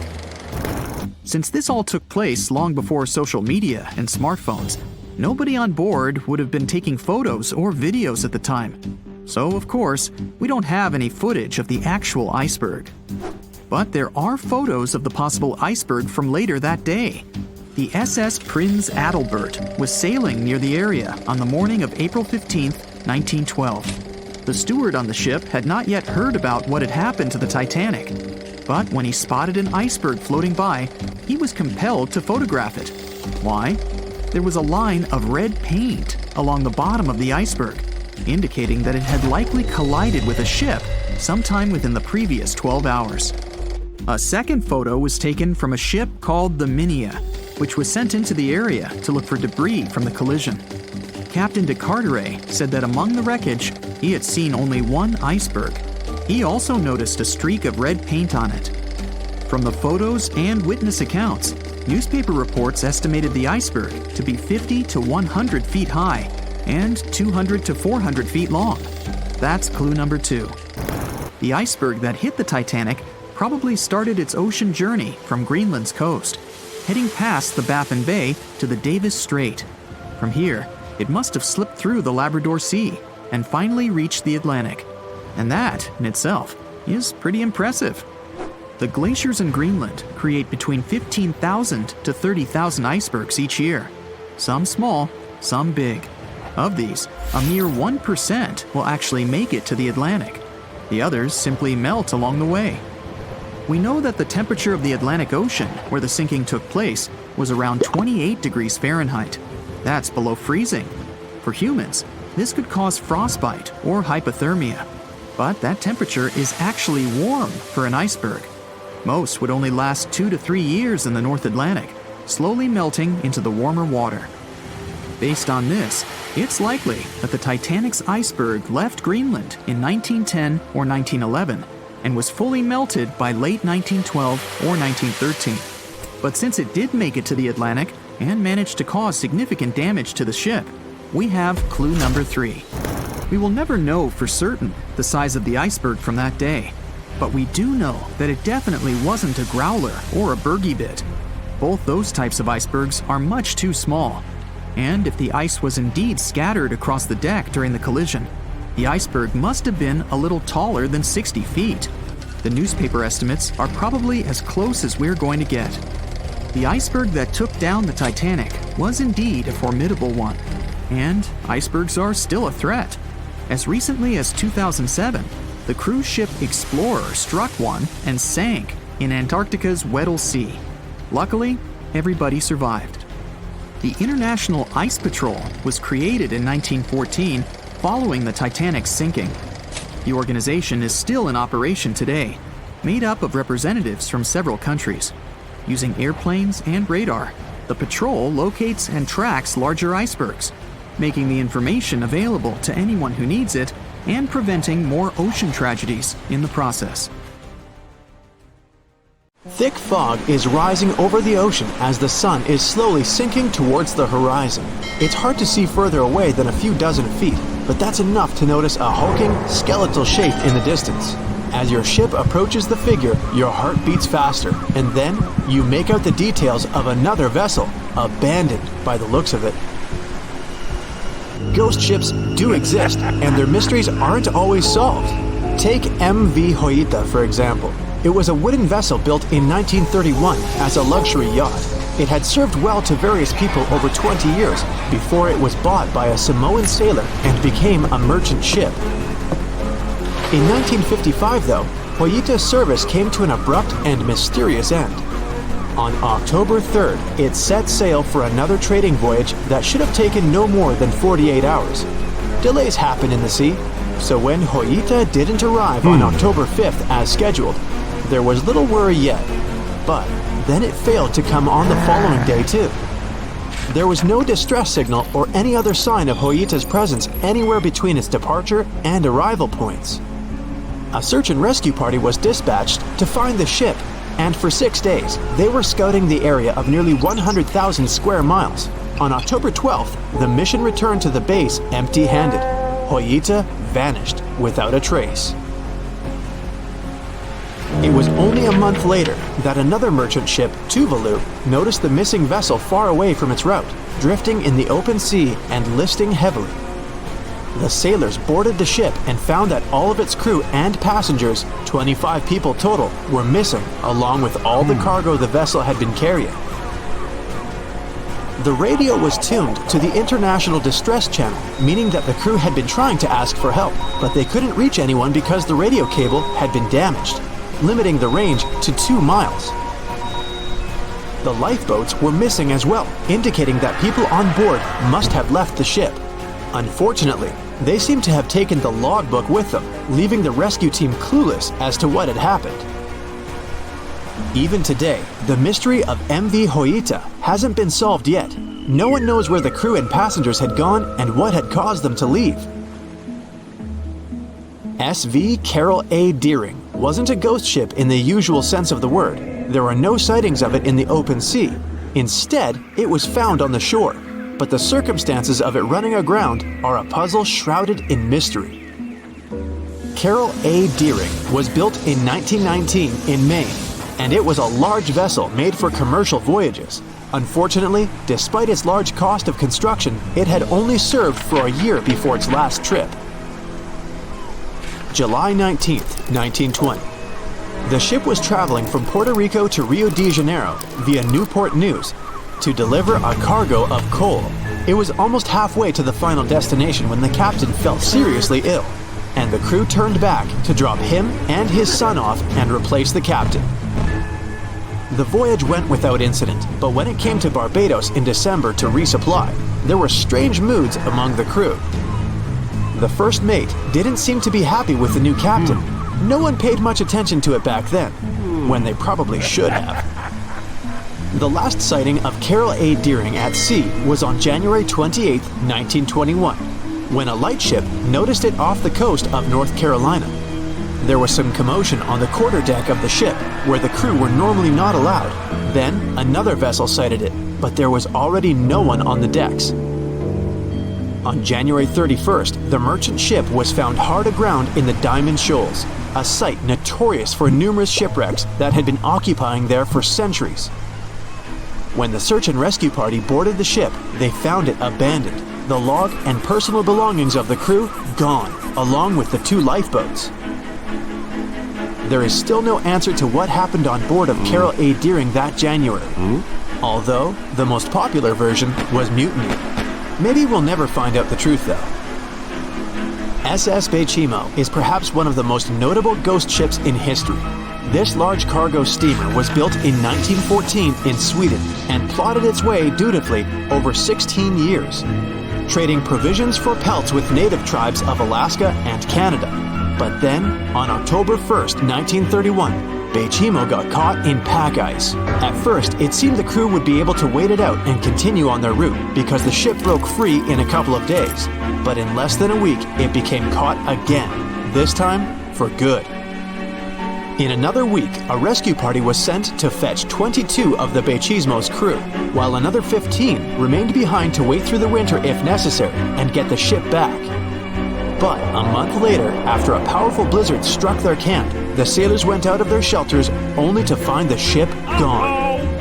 Luckily, a few days later, a native hunter told them Bechimo hadn't been lost yet.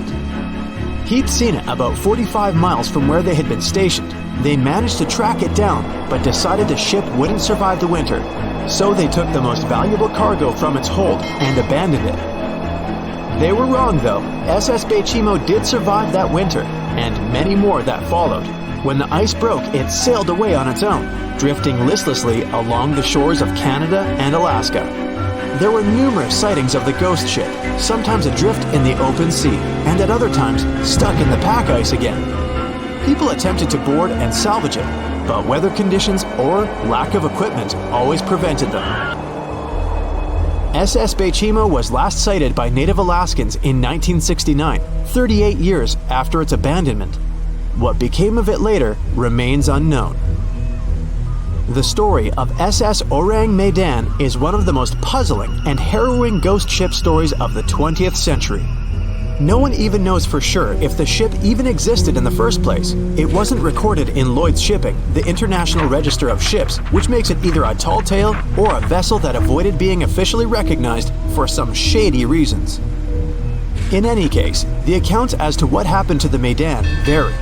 According to most reports, it was carrying some unknown cargo in the Indonesian waters when a distress call was received by another ship in the vicinity. The officer on duty heard an SOS message, but its contents are different depending on the accounts. The message did not repeat, and the crew of Medan didn't answer to any attempts to contact it back.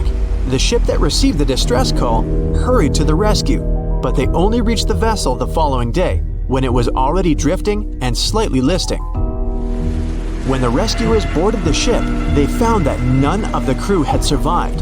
However, one lifeboat was missing, which implied that there was at least one crew member who managed to escape.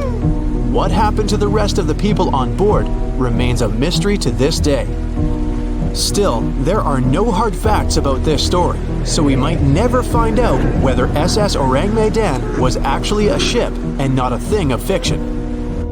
SV Zabrina was a 3-mast sailing barge built in 1873 for river trade ships in South America.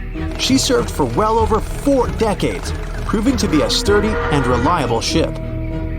It was later transferred to Europe, where it continued serving its purpose well.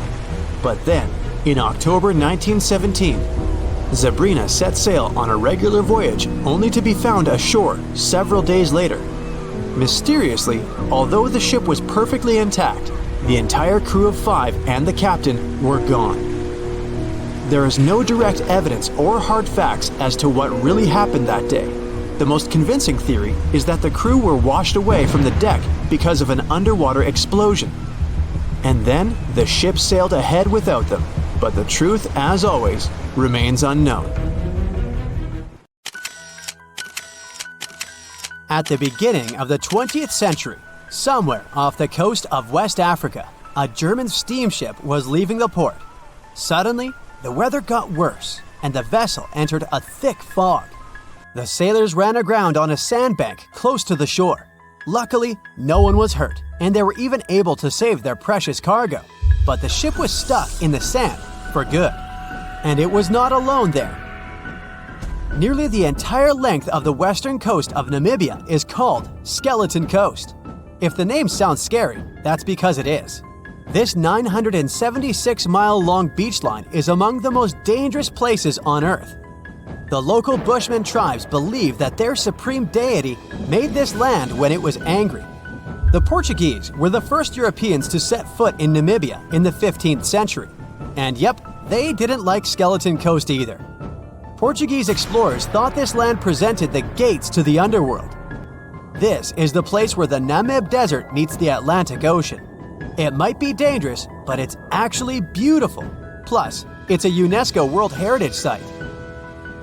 If Skeleton Coast had a PR manager, they would quit on the first day on the job. The area is not exactly tourist-friendly because of its geography and history. Beneath the sand and the waves, there is a secret ocean currently lurking for unsuspecting sailors. It's called Benguela Current. It flows towards the north along the coast of southern Africa. This part of the Atlantic is rich in marine life, but the current's land neighbor isn't that happy with the deal. This arid climate created the Namib Desert, one of the driest regions on Earth. And that marine life I just mentioned? It's sharks. 11 species of them to be exact. And yes, the great white decides to pop by once in a while. So far, we've got a desert landscape, strong currents, and sharks. Not a place for a beachside resort, definitely. But if someone ends up on Skeleton Coast, will they know they're in danger? Don't worry, they will. The beach is littered with wrecks of all sizes and shapes. If you remember that German ship I mentioned in the very beginning, its massive and rusted stern is now sticking out from the desert sand. There are some 500 wrecks in total scattered along the coast, and it's a mixed crowd, from Portuguese galleons centuries old to ships that ran ashore here in the 21st century. A modern fishing ship called Zela India managed to slip from its tow rope in 2008 and ended up on Skeleton Coast. Okay, it didn't escape on its own, it had some help from the elements.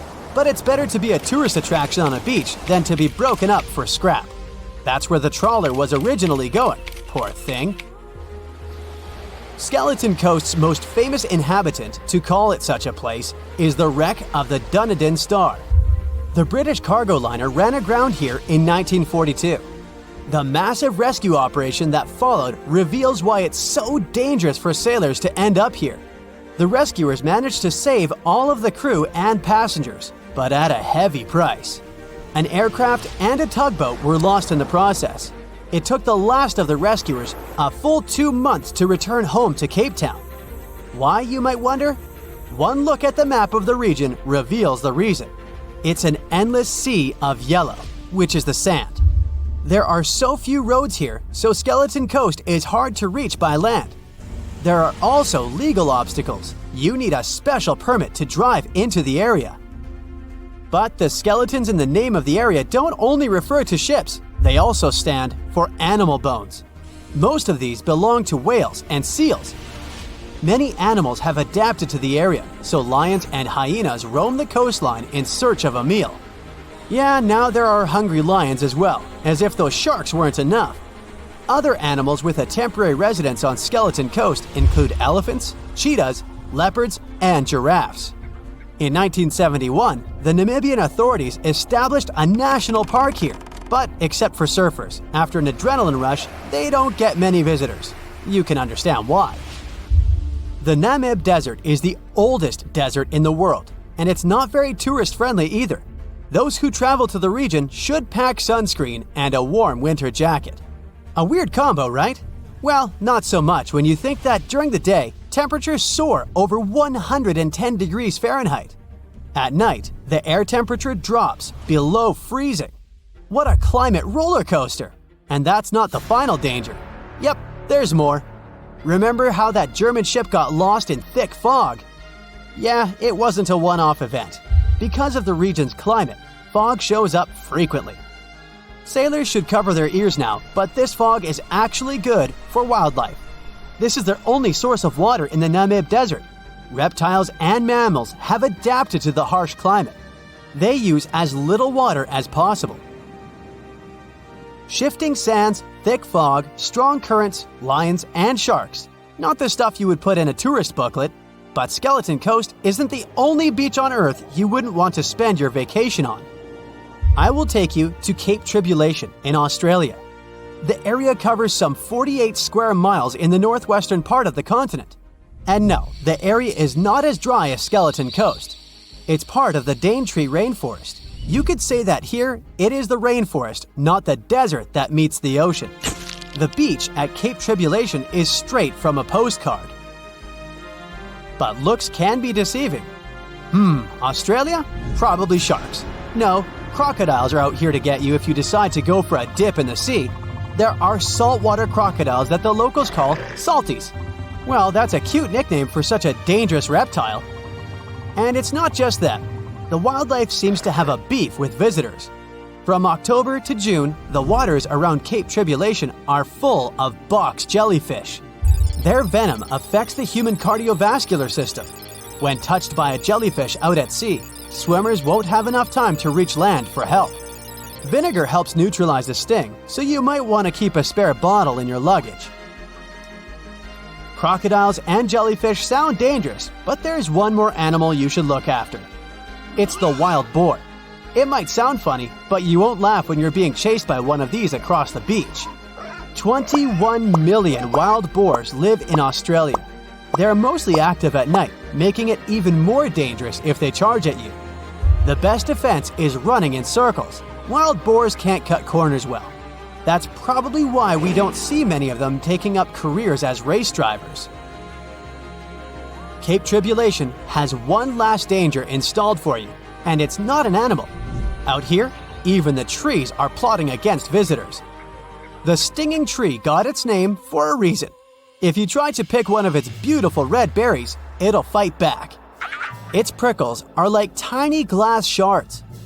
The less than pleasant effect on your skin will last for a month.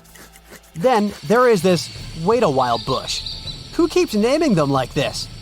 This long vine has spikes that grab hold and just don't let go.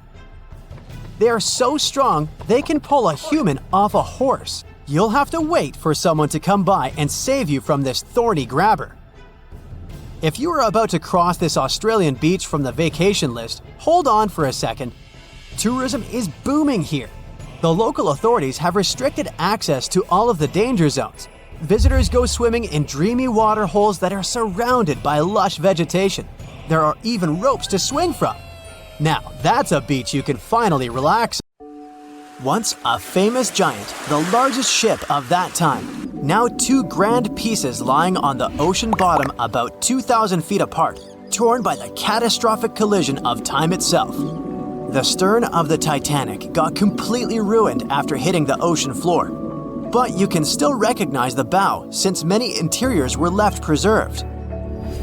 There's a type of bacteria found on the ship's rusticles. A rusticle is this brownish formation of rust. It occurs deep underwater when the wrought iron the ship is made of oxidizes. It means the bacteria eat the iron of the Titanic's hull, piece by piece. And it seems they might finish their snack by 2030. way sooner than when anyone would expect the wreck to be gone forever. You may think it would probably be easier to take the wreck out of the water so that we got to keep it, but it would fall apart if anyone tried to do that. It's been in the water for more than 110 years now, and is now so rusty that no one would be able to reconstruct some parts even if we managed to get the ship out of the ocean depths. What do you think? Could any of about 700 people that had survived the sinking of the Titanic hear it hit the ocean bottom? The largest ship that had ever been made till then disappeared literally before their eyes after all. But sound most likely wouldn't have traveled from water to air. We can't hear that well in water because our bodies are not designed to hear in such environments. And although passengers were close to the sinking site, the Titanic still hit the bottom a long distance away, 12,500 feet. There are so many underwater landslides and earthquakes we cannot hear, and they make way more noise than a single ship slamming into the ocean floor. Most vibrations and sounds must have dispersed over a large area. Also, the downblast of water, which many believe hit the Titanic after it had touched the bottom of the ocean, would have pushed back the majority of the potential acoustic vibrations. Plus, the bottom of the ocean is not hard enough to produce such loud noises. Many survivors said they had heard terrifying noises as the Titanic was breaking apart, but none mentioned hearing anything after the ship disappeared below the surface of the water. Some survivors shared how chaotic it was when passengers, mainly women and children, were getting into lifeboats. There weren't enough boats, and still, some of them weren't even filled to their full capacity. No one knew how to react properly in such a situation. The lifeboat drill had been scheduled for the morning before the Titanic hit the iceberg, but for some reason, it got canceled. A giant ocean liner everyone believes is unsinkable takes a trip across the ocean. On its way, it strikes an iceberg and sinks. Yeah, we all know how the story goes. But what's scary is that it's also the plot of The Wreck of the Titan, a novel published in 1898, 14 years before the Titanic went to the ocean bottom or was even constructed. In the novel, the Titan, what a scarily accurate name too, didn't have enough life jackets, vests, and lifeboats for all the passengers on board.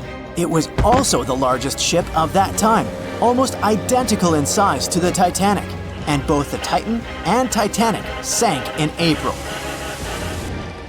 Dorothy Gibson was an American silent film actress. She was also one of the Titanic passengers. She survived the catastrophe. Right after she came to New York, she started filming Saved from the Titanic. The film was released only 1 month after the ship sank. Dorothy was even wearing the same shoes and clothes she had worn when she had actually been on the ship. The movie was successful, but it got destroyed in a fire, so it only exists in memories, like Jack Dawson. Titanic wasn't all alone in the restless waves of the cold ocean near the iceberg it struck. The SS Californian was relatively close. Their radio was shut off for that night though. At one moment, the crew members noticed mysterious lights in the sky. They immediately went to wake their captain up to tell him, but he issued no orders. Some believed it was just fireworks. They never realized it was actually a call for help. The flares crew members of the Titanic sent off to the sky, hoping someone would notice. By the time the SS Californian got the SOS message, it was already too late. Some say a full moon may have been the reason the iceberg crossed paths with the gigantic ship. A full moon may have caused incredibly strong tides that eventually sent multiple icebergs southward, right when the Titanic was crossing that area. Would you dare to taste cheese from the Titanic? The wreck has been under the ocean surface for more than 100 years now. It took more than 70 years to find it. By that time, most of the food that had gone down together with the ship had, of course, spoiled. But it's possible there's still some of it left. Some foods are protected from decay. For example, cheese. The microbes that turn milk into cheese create special conditions to protect the product from spoiling. Multiple things have survived the Titanic. A handwritten letter where a mother and a daughter wrote to the girl's grandma about the amazing journey they were on together. The letter has been around for more than 100 years and got sold at an auction. A battered pair of white cotton gloves was found in the wreck. Musicians on the Titanic played till the very last moment. Sheet music and one violin were found among the wreckage. The bell one of the crew members rang 3 times to warn there was a very close iceberg on their way. A pocket watch that stopped at 1:45 a.m., the time when the ship went under the water. Perhaps one person could have changed what happened on the Titanic. David Blair was a pretty lucky man. He was supposed to take the spot of the second officer of the Titanic. He was pulled out at the last moment, which eventually saved his life. It was a great thing for him, but something clouded his joy. What if he was the only person who could have done something to save the ship and the passengers? Back in the day, ships didn't have smart advanced technology like they do today. They couldn't see a threat on the horizon. Binoculars were pretty helpful, but the crew members on the Titanic didn't have access to the room where they were kept. David Blair was the man responsible for the keys. He left the ship in a hurry and forgot to hand over the keys that were in his pocket. Maybe if the crew members had had access to the binoculars, they would have seen the iceberg on time and had enough time to change course. It's possible that the giant iceberg that sent the Titanic to the ocean bottom was made of snow that had fallen in southwest Greenland. Scientists even used a computer model to calculate the paths the iceberg took in any given year, taking into consideration ocean currents and weather readings for that year. It's possible that the iceberg was 1,700 feet long, with a weight of around 75 tons. By the time it collided with the Titanic, it had dwindled down to only 1.5 tons. Violet Constance Jessup was, as many called her, Miss Unsinkable. She was only 24 years old when she joined the Titanic crew as a stewardess. On the tragic night when the ship struck the iceberg, she was lying in bed. As soon as she heard that something was going on, she got dressed and quickly went to the deck. Violet helped passengers get into lifeboats. 4 years later, she was on the Britannic, the Titanic's sister ship. Once again, the ship started sinking. Not only did the woman survive another accident, but she was also once again the one helping other people to escape the vessel before it disappeared below the surface. There's a ship drifting somewhere in the ocean without a crew. The last time someone saw it was over 50 years ago. Its story reminds of that of the Flying Dutchman, a ship that's bound to sail forever and bring disaster to whoever sees it at sea. At least the legend says so. Unlike the Flying Dutchman, the SS Bay Chimo was definitely real and built for a German company in Hamburg and began as an ordinary cargo ship. It was trading supplies between Hamburg and Sweden in the Baltic Sea starting from 1914. It had a strong steam engine and a hull made of steel. A few years later, it became British property. Then, in the 1920s, a Canadian company purchased it for around $18,000, a huge amount of money back then. The new owner, the Hudson's Bay Company, was actively using the ship for several years. They would often send it on voyages from its home port in Scotland to Siberia, Alaska, the Yukon, and the Northwest Territories. It also passed through the Panama Canal and even the Suez Canal, with fur pelts for sale on board. Sometimes it would also transport passengers. It had completed 9 successful voyages before this strip of good luck came to an end. Starting from the 1930s, SS Bay Chimo would have trouble with ice and storms. When it first got trapped in ice in October of 1931, some of the crew managed to escape to Alaska. 15 of 22 sailors decided to stay with their vessel and try to save it. They had furs and other valuable cargo worth around $58,000 aboard. The company sent them supplies to survive the winter. They set camp near the ship out of the hatches, tarpaulins, and other materials, and offloaded the cargo. At the end of November, a blizzard rushed through the area, and it seemed like it had taken the ship with it. The ice platform had survived, but the ship broke free. Some of the crew members were sure it had sunk. But soon after, they heard from one of the locals who had spotted their ship around 45 miles away from their camp. The crew moved on with their lives, and the ship started its journey as a runaway vessel.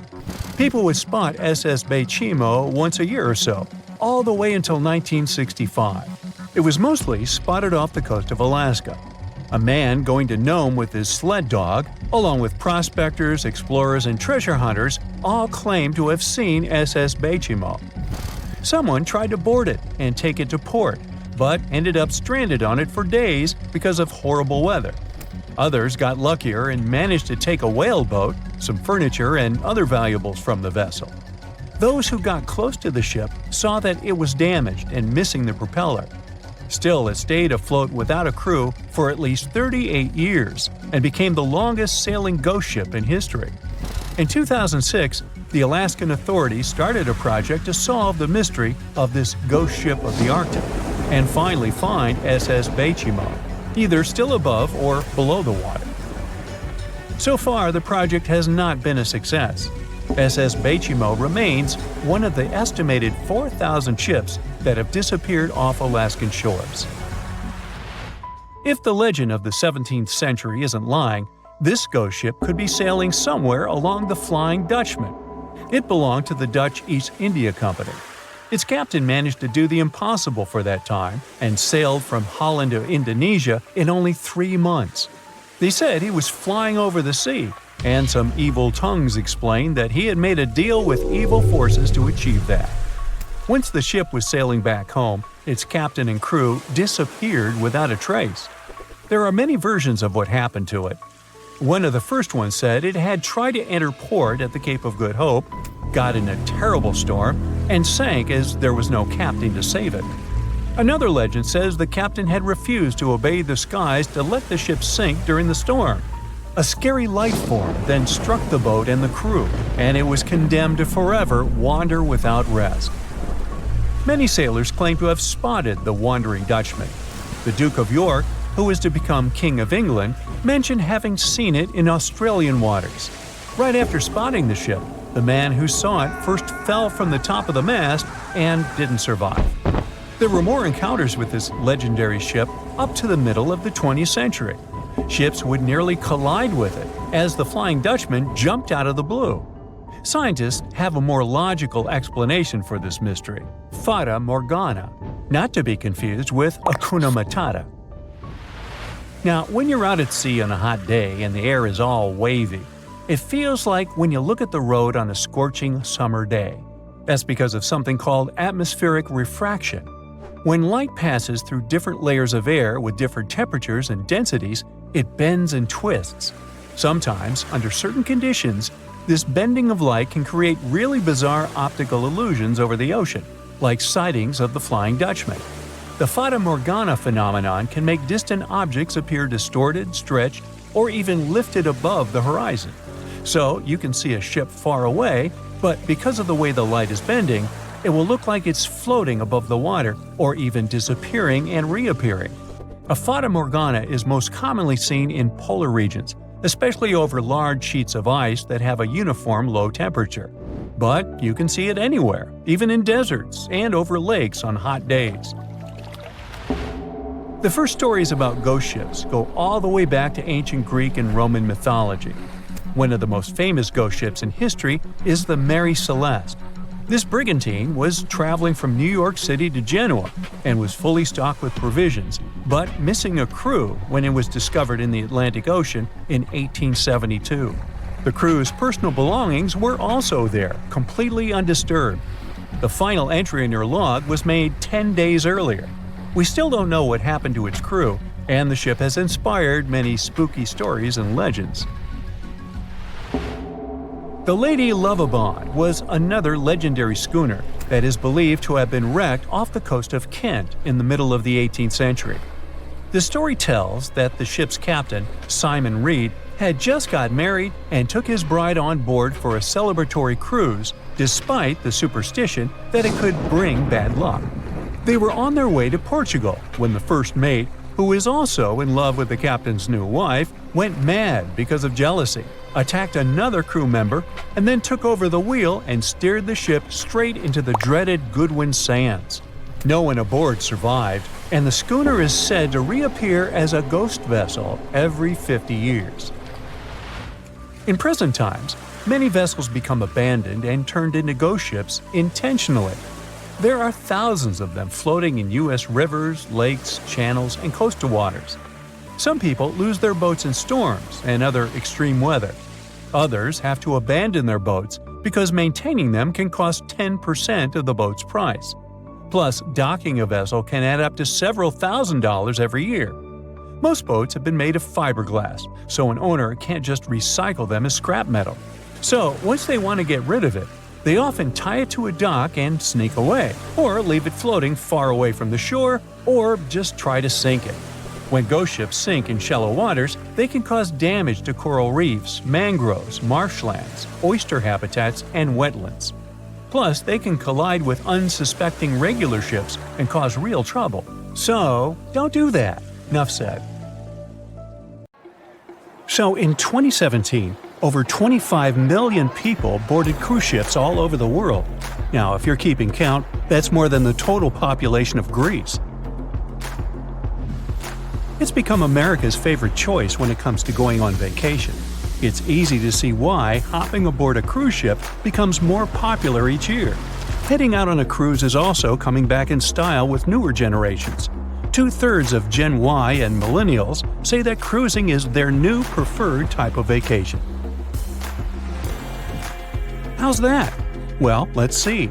It's easy to plan in advance. On board, you can find activities for all family members, and you get a chance to visit several different destinations in one trip. An added bonus of booking a cruise? You can sample various places for a future time off. The entertainment on board is often top-notch, providing passengers with an added taste of luxury. And the amenities and accommodations are generally very reliable. Not to mention that it gives tourists that feeling of actually getting away from everything that people strive for while out of the office. Royal Caribbean International is one of the largest cruise lines in the world, with just over 19% of the cruise market as of 2018. Its current fleet is divided into many different classes of ships, including the Voyager class, Radiance, and Quantum. The latest addition to the Royal Caribbean International's impressive fleet was built in 2018. Wonder of the Seas is now the largest cruise ship in the world. Since this spectacular liner has just had her maiden voyage in March 2022, let's look at some of the incredible perks it has to offer its passengers. For starters, the boat is so big that it had to be split into neighborhoods. Well, it figures since Wonder of the Seas can accommodate almost 7,000 passengers. Fond of New York? Well, no worries. Wonder of the Seas has a central park of its own, with an estimated 10,000 plants to check out. The ship's central park is a feature of all Oasis-class ships, being one of the so-called neighborhoods. Let's look at some other areas, shall we? Like this boardwalk, a place that includes an arcade, a candy store, and a sports bar. It's best suited for long walks. There's a pool and sports zone on Wonder of the Sea. These areas feature the ship's numerous pools and hot tubs. There are many activities to check out on the sports court. Then there's the Royal Promenade, or Promenade if you prefer. That's the main road on Wonder of the Seas, with bars, lounges, and places to grab a cup of coffee, or a luxurious latte. The entertainment neighborhood is the focal point for leisure activities on the ship. Here, guests can find a comedy club, an ice skating rink, and even a theater.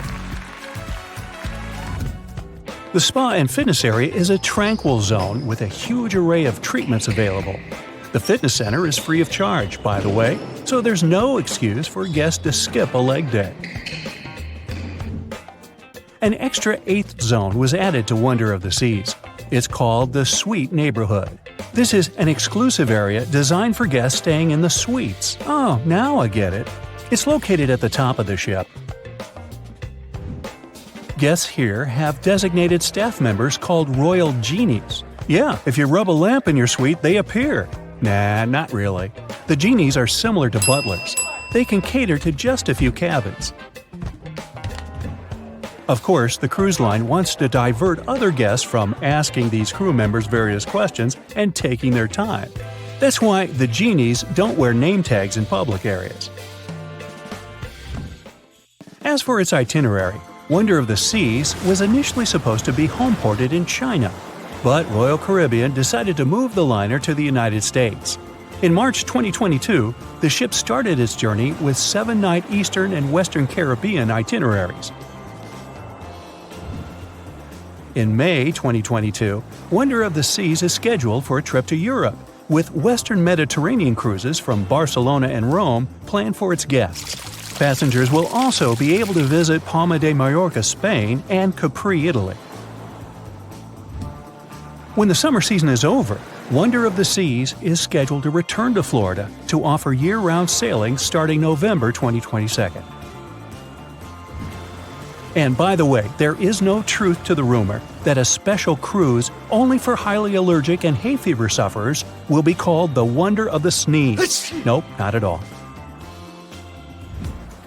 Now, it's hard to imagine a ship so massive that can accommodate so many amenities on board. For example, the Titanic was the largest ship of its time, measuring 882 feet in length. And Wonder of the Seas is not only 1,188 feet long, it's also 36% taller and 34% wider. Speaking of lifeboats, which I am about to, Titanic had a mere 20 lifeboats on board, which was tragically not enough to fit all the passengers after the ship hit the iceberg. But Wonder of the Seas has an even smaller number of lifeboats, 18 to be precise. Sounds weird and dangerous? Well, not really, given that each of these lifeboats can accommodate up to 370 people. It means that all the passengers and crew members, an estimated 8,000 people if fully booked, are going to be safe in case of an emergency. If we could somehow have a race between the two ships, well, Titanic was in fact the faster ship out of the two, beating Wonder of the Seas by 1 knot per hour. Cruise ship passengers today are more interested in the experience rather than the speed of the boat itself. That's why how fast a ship can travel is not an extremely important aspect nowadays. In terms of costs, Titanic cost around $7.5 million at the time of its construction. It's the equivalent of about $200 million today. How about Wonder of the Seas? Well, it cost a staggering $1.35 billion to build, making it 6 times more expensive than the Titanic. How about we compare ticket prices? Well, in this case, the least expensive ticket on Titanic was £7. It's about $1,000 today. The cheapest ticket on Wonder of the Seas is currently $423, but prices may vary depending on the location, season, itinerary, and how much you tip your royal genie. And I know you were going to ask, how about icebergs? Well, Titanic steamed in the frigid North Atlantic, where you had to be on the lookout for those. Wonder of the Seas will be cruising the balmy Caribbean, where the worst thing you can hit on is 17 and blackjack. Oops, busted. Anyway, set side by side with its other sisters from the Royal Caribbean fleet, Wonder of the Seas is equally as impressive. The company's earliest ships could host about 2,500 people. This included passengers and the staff. Such ships were Splendor of the Seas, Legend of the Seas, and the smallest of them all, Thumbelina of the Seas. No, wait, that should be Empress of the Seas. Oops, my bad. The largest ships in the company's fleet can now house about 9,000 people altogether.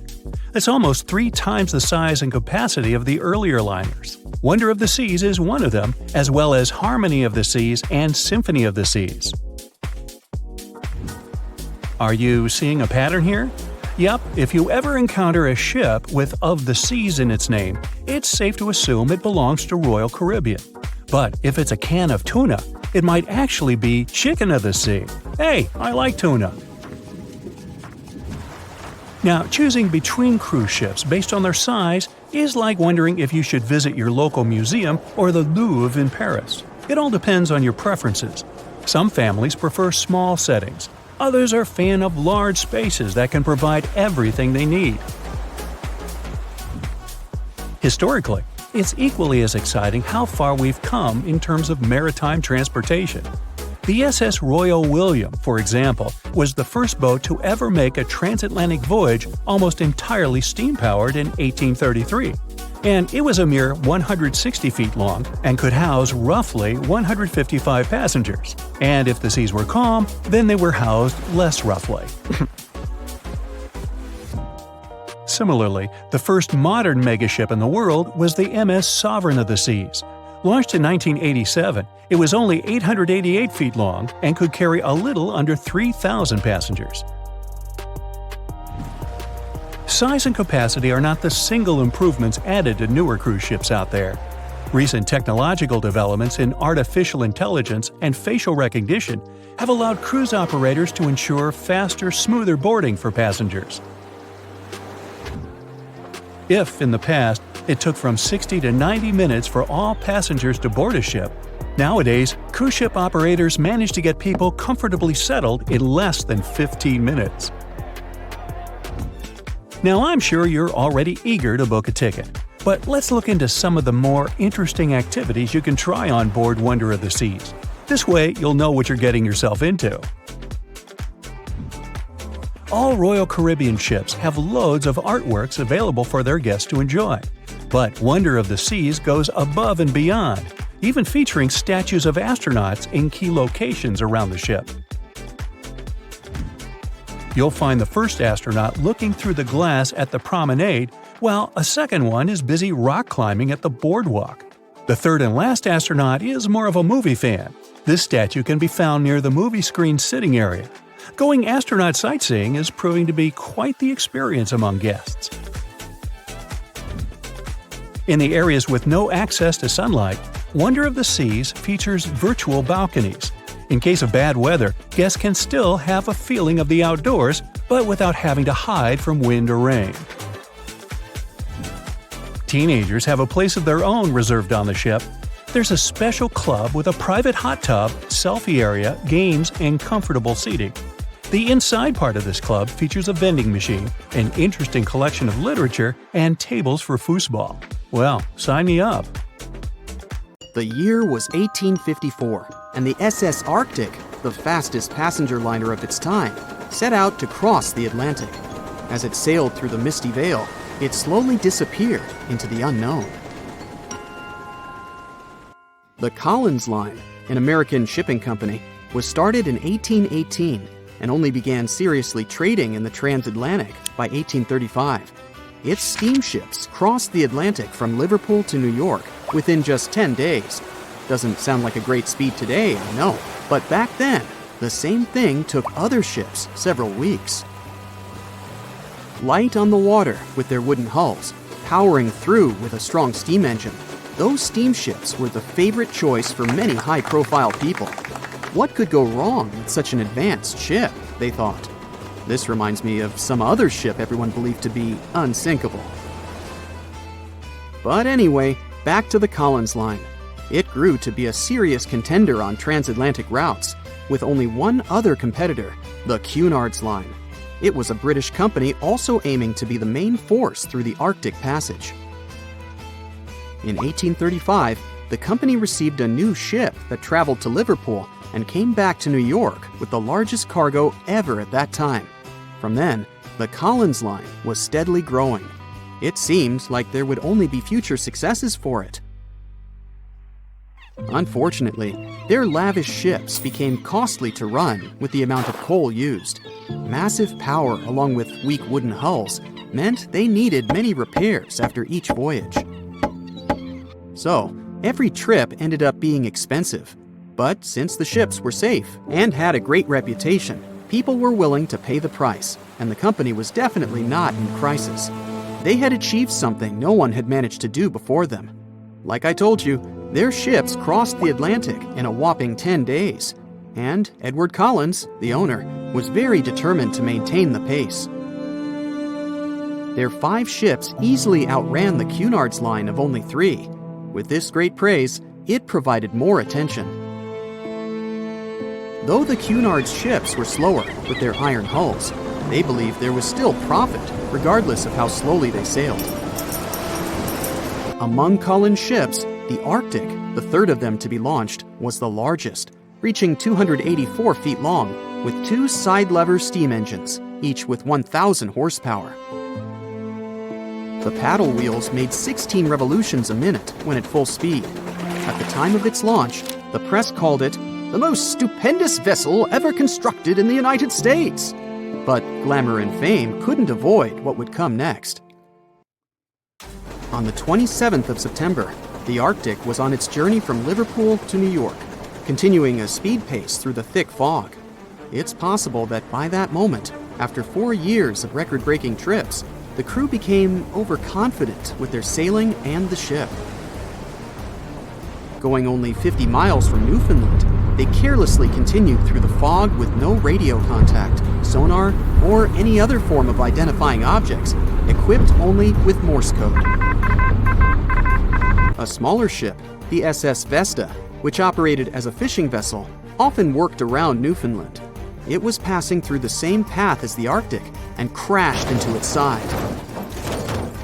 Shocked by the collision, the captain of the Arctic offered help to the much smaller Vesta, but it was soon clear that the damage that seemed minor on the Arctic was far worse. Beneath the waterline, a hole was letting water into the hull. The cost of the much faster wooden hull now seemed less valuable. They steered toward land, trying to plug the holes, but they weren't doing so well, and the seawater continued to pour in, filling up higher and pushing the ship down. And finally, once the engine room was full, it put out the boilers, taking away the massive power the Arctic was once legendary for. They moved slowly until coming to a complete stop. The ship continued to sink, and the order was to abandon it. At the time, maritime law allowed for the Arctic to carry only 6 lifeboats, only capable of saving 180 people. The crew and some of the passengers managed to push their way aboard and took most of the seats on those boats. Things were pretty wild, and everyone forgot about their manners, not letting the ladies and the youngest ones board first. It took 4 hours for the Arctic to sink. 150 crew and 250 passengers were on board. Those that weren't able to find a lifeboat made a desperate attempt to build their own rafts from parts of the ship. 2 days later, only 3 boats made it safely to the shore. The other 3 were never found. Believe it or not, the rescue party also saved some people that had been clinging to the wreckage for 2 days. Unlike the crew, the captain went down with the Arctic, but amazingly survived. He would be only one of 85 people that made it, out of the 400 on board.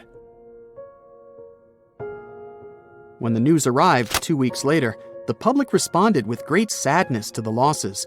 Great anger soon followed towards the poor safety measures in the crew. The press published demands to change the laws for more lifeboats. It only made sense to have enough for every person on board a ship. But they ignored those requests. This neglect would lead to more disasters in the future. Enough lifeboats would only come into maritime law some 60 years later, after the disaster of the Titanic. Edward Collins' wife and 2 children were also aboard the ship and didn't return. He was heartbroken, but didn't stop running his business. The Collins line still had a reputation to uphold, the biggest, fastest, and most luxurious on the Atlantic. Edward Collins would now build an even better ship than any other.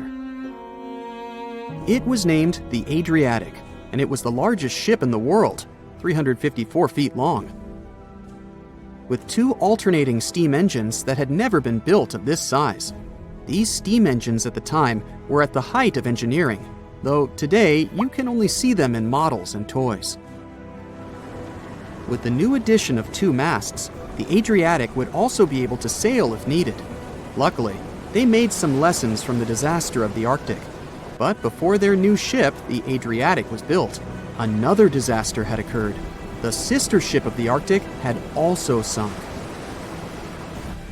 They believe this second ship was desperate to stay in front of the Cunard's line and hit an iceberg somewhere during the race. This weird contest took the lives of 141 people. The desperation of Collins and his weakly built hulls pushed the company towards bankruptcy in 1858. The newly built Adriatic, costing over $1 million, had only made one voyage in the end. And even that voyage was considered a disaster. The ship collided with a tugboat. It still managed to finish its maiden voyage at a suitable time. After the company had gone bankrupt, they had to sell the ship for only $50,000. They removed the great giant engines, replacing them with only sails.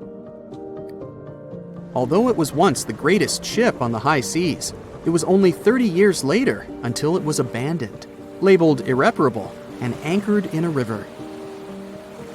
The other remaining ships were also sold and only used for parts. Edward Collins left the industry altogether, seeking work on dry land instead. As the Collins line was no longer in the mix, the Cunards would grow in strength. Without competition, they would win the Blue Riband for the next 30 years, and 180 years later, after producing hundreds of ships. They still have a constant presence on the seas as they provide transatlantic crossings, world voyages, and leisure cruises. To this day, the Cunard Line is the only one to run ships between Europe and America, and it's great proof that it's not always the fastest that's the best. As an experienced sailor and the first man to ever sail non-stop on his own around North and South America, Matt Rutherford has seen a lot during his voyages. But what he saw in 2013 while sailing through the waters of the Atlantic with his colleague surely stands out. Some 800 miles off the coast of Bermuda, not far away from the famous Bermuda Triangle, they noticed a boat that seemed to be moving by itself. The sails weren't up and the motor wasn't running. The sailors decided to check if there was someone who needed their help aboard, so they moved closer to the mysterious ship. Once they got there, things only got weirder, as they realized there wasn't a living soul aboard. Rutherford started filming to document their discovery. The boat looked so awfully abandoned that they expected to find some pretty scary things in there. But it didn't stop Rutherford from searching the vessel. The boat, which turned out to be named Wolfhound, looked like an upscale one, probably costing hundreds of thousands of dollars. It was pretty weird to find it floating by itself in the middle of the ocean. It seemed like whoever abandoned it was leaving in a rush. There were clothes and other personal belongings all over the main cabin. Some parts of the ceiling had fallen and some drawers had popped open. The brave sailors decided to tow the ghost ship back to Bermuda. It wasn't easy because Wolfhound was bigger and heavier than their boat. After days at sea, the crew was running low on fuel and asked a passing freighter to stop and give them some gas. They kept pulling Wolfhound until the tow line got wrapped around the rudder and they realized they could get stranded in the Bermuda Triangle. So they had to abandon the ship. What really happened and how Wolfhound ended up in the middle of the ocean will probably remain a mystery. Rumor has it that it belonged to a member of the Royal Irish Yacht Club. The ship was going on its first voyage from Connecticut to Bermuda and then Antigua. It got in a terrible storm around 400 miles away from Delaware. The winds were so strong that the yacht suffered 2 knockdowns. A Greek cargo ship rescued the crew. They left the ship with an emergency beacon on. The rescued crew members shared that they saw the ship sink, which only adds more questions to the story. How did it get back to the surface? Does the Bermuda Triangle have anything to do with that? Christopher Columbus himself reported some unusual compass activity going on in this mysterious area while he was on his way to the New World. Despite the stories of more than 50 ships and 20 planes disappearing in the area, it remains one of the most heavily traveled shipping routes in the world. Some skeptics believe that this fact solves the Bermuda Triangle mystery. It could make sense because the busier the area, the more accidents happen there. But then again, it's not the number of disappearances that makes the place so mysterious. It's the lack of explanation and wreckage lost for good. The first ever confirmed ship to vanish in the Bermuda Triangle was the USS Pickering. In 1800, it departed from the US on its way to the West Indies. The ship sailed into the Bermuda Triangle along with its 90-man crew. No one ever heard anything from them ever since. The popular explanation is that the ship was taken out by a storm. But because no one found any wreckage, we'll never know for sure. The largest ship that has ever disappeared in this mysterious area was the USS Cyclops. In March 1918, carrying a crew of 306 people, the USS Cyclops left Barbados and headed home to Baltimore. The ship passed through the Bermuda Triangle on its journey and vanished into thin air, or rather, water. The Cyclops never sent any distress signal and disappeared without any explanation or trace. The Bermuda Triangle isn't the only place in the world where ships go missing or mysteriously resurface. One of the most famous ghost ship stories would be of SS Bechimo. The large cargo steamer was built in Sweden. On October 1st, 1931, it got caught in pack ice. The crew decided to wait it out and managed to break free after a couple of days, only to get trapped again in less than a week. This time, they didn't manage to make it out. A rescue team went by air to save 22 of the crew members. 15 other members stayed in a wooden shelter they built not far away from the ship. Their plan was to wait out the winter and get back aboard. At the end of November, a strong blizzard was rushing through the area. When it was over, Bechimo seemed to have gone away with the storm. The captain decided it must have broken and sunk. But a few days later, a local hunter informed them that he had seen the ship around 45 miles away from their camp. The crew managed to find the ship and took the most valuable cargo from its hold. They had fears that Bechimo wouldn't live through that rough water, but it did manage to survive after all. Once the ice was gone, it floated away and ended up drifting along the shores of Canada and Alaska. Many people reported seeing the ghost ship in an open sea. Some even tried to board it to save the ship, but the weather didn't allow it to happen. The last time someone saw SS Bechimo was in 1969, 38 years after its crew had left it. It could still be drifting somewhere in the ocean. The story of MV Hoita happened in the South Pacific. The ship was originally a wooden luxury yacht. After serving for 20 years to various owners, it became a merchant ship. In 1959, it set on a trading voyage that was supposed to last around 2 days. When it didn't reach its destination on time, no one was worried at first, as things happen in the open waters. After another day, and no distress signals from the Hoita, it was obvious that something serious was going on with it. There were 25 people aboard, and their families wanted to find them. A search and rescue crew worked for 6 days looking for the ship, or at least its wreckage, in an area of nearly 100,000 square miles. That's 1.5 times as big as Florida. Sadly, the mission had come back with no results. It seemed like Hoita had disappeared without a trace.